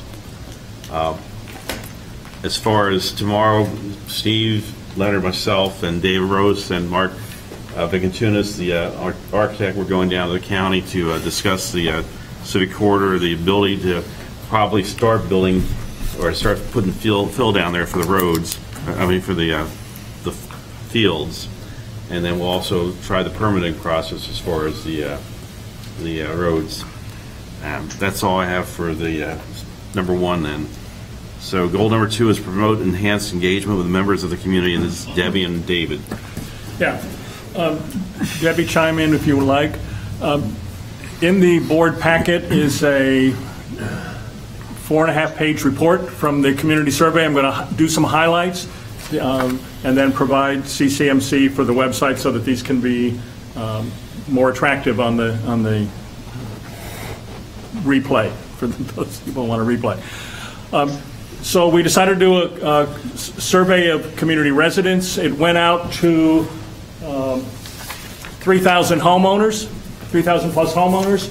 2,700 plus were delivered. And then we had 961 responses. So when I say delivered, some of those just didn't get because full mailbox or email is no longer active. So what we had is a 34.9% response rate from those that were delivered, which is great, and over 50% of those who opened the email. We're thrilled with that. We only had 3 questions. So we wanted to make more data-informed decisions. Real simply, should we offer porch and yard sale? Overwhelmingly, yes. If so, when? Overwhelmingly, the way it was, twice a year. Then we asked open-ended comments, and we coded them, and here's the quick summary of the coding. So Debbie and I did the coding on these. Personal needs, traffic and parking. So a lot of these are suggestions. Well, some of these were complaints. Some of these are actually proactive suggestions. And when we look at those who answered the question, 961 people responded. 20% actually took the time to write in a comment, whether it was 2 words or 50 words. And so this is the tone of the comments. And the report has this in it, and I'm sharing with the board some of the specific suggestions. Specifically, we had, 20%, and so there were specific positive suggestions that will be forwarded for planning. Most of the suggestions are one of a kind. Then we asked about your communications preferences. Actually, the number one, what's hard to read is like here in the Friday flash and email blast, the blue is, this is their first priority. So those 2 were the first priority. But when you take first, second, and third choice and combine them, the top choice was the Celebration News, the print version. So this just gives some guidance of what people want. And this is not inconsistent with a recreation survey that has had a similar question last year of residents. And then we asked overall satisfaction with Life and Celebration. And so these are the results, and this is what I cited earlier when I made up the number, I reported the number of 84.some%, 84.4%. I'll show you where that comes from. This is what it looks like. If we asked on a 7-point scale, extremely satisfied, moderately satisfied, somewhat satisfied, neutral, and then those same words on the dissatisfied scale. If you had that on a 7-point scale, the mean score of 961 people is 5.73, which is just shy of moderately satisfied. All right, and so here's what this looks like. Again, that same scale. Here are the actual numbers that match that prior. And then sometimes, when you're saying, 37.3% are extremely satisfied, that's great news. But let's look at, if we cluster these two into generally satisfied, it would look like this. We cluster those, that's 73% who are generally satisfied. So we take those somewhats that are right around the middle and cluster them with the middle. Okay? So they're the somewhat is kind of neutral on the positive or negative side. So that translates that way. And then the dissatisfaction, generally dissatisfied, 6.2%. And then if you wanted to do it the other way, is take any kind of satisfaction or dissatisfaction. There's where we get any kind of dissatisfaction, 12%, any kind of satisfaction, 84.4%. So that's where that table puts together, okay? And then this will be publicly available. The comments, we had, out of 961, we had 310, or 32.3%, who made some written comment. And out of that, 131 had specific suggestions. And all of that's going to be shared, those details I'm sharing with the entire board, and so that will be helpful in guidance moving forward. But this is the type of things. I mean, downtown was more than a quarter of our responses. Not formally CROA's responsibility, but we didn't ask people to sort that out, what's CDD or so forth. So the last couple of things I'd say on this, because I know it's late, is that first we appreciate the response, appreciate the participation of the board. Debbie, helpful in helping code a lot of this. And then when we have comments that have to do with CDD, we're forwarding them to CDD. So we're forwarding things to the appropriate parties so they can take a look at this. And then we'll be looking at something similar for the next quarter. So try to keep this moving, short and sweet, trying to maximize responses. And then I guess that the only other thing is for those who didn't get one, or it's check the email that's available at Town Hall. And if you're not signed up for email, then you're not going to get a survey. This was all coded independently. Town Hall staff saw this when they were putting it in the board book. So it was all done totally independent by the board. Thank you, David. All right. All right. Goal number 3 is implementation of the CROA Facilities Master Plan. Leonard, would you like to speak to that? Yes, in one sentence. And basically, we're working right now to timely get a build of the athletic fields in a cost-effective manner. And that's our major push right now, to get those athletic fields built. That's it. Okay. Goal number 4 is the implementation of the CROA Recreation Program Plan. Paul? I guess I'd just say that, I know we've been through a couple difficult decisions in the last month, but I really want to appreciate the Recreation Committee and everything they've done. It's sort of like working here. That's pretty thankless task in many ways, but I think the results of what you're doing is just going to be tremendous for this community. So I just ask you to plug ahead, and because I think you're going to be really proud when you see in a couple of years the results of the difficult choices you're making. So thank you all. Without you, we'd look real bad. All right. Goal number 5 is to develop and refine community management and organizational efficiencies. David? Didn't you just do something? I think we've said enough. Okay. Goal number 6, explore green and technology initiatives. Eric?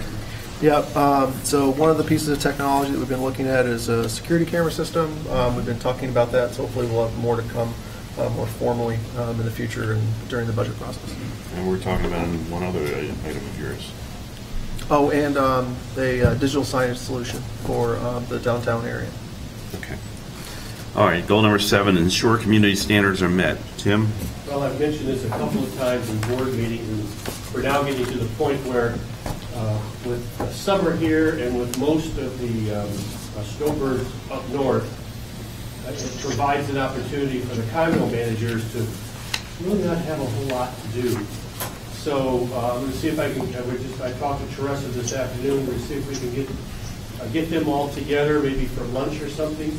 Oh, was it Susanna? I'm sorry. Yeah, it was Susanna. Yeah. Yeah, we're going to get them together in maybe a lunch setting or something like that. I might see if I can get somebody to come in and do a 1-hour CEU to incent them to come, and see if I can. Then we'll talk a little bit about covenants. We'll talk a little bit about operations and best practices and stuff like that. Good. Is Tim buying lunch?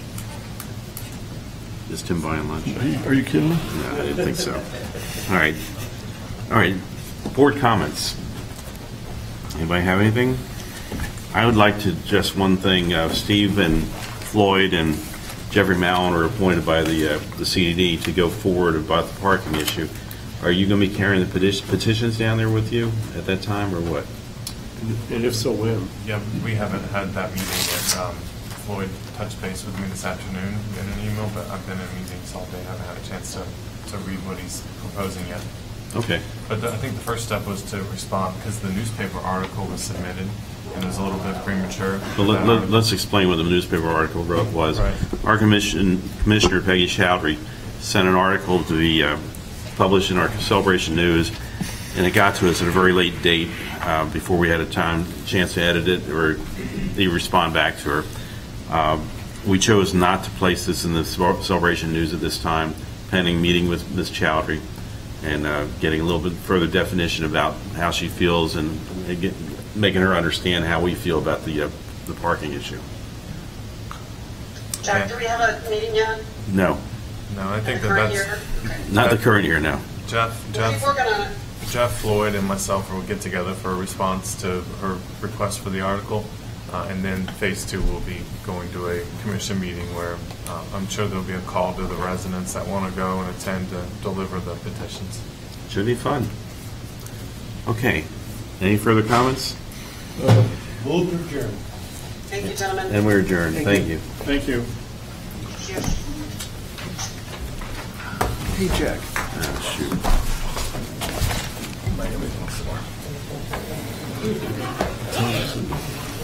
Set a record, if you will. Oh, yeah. Nice.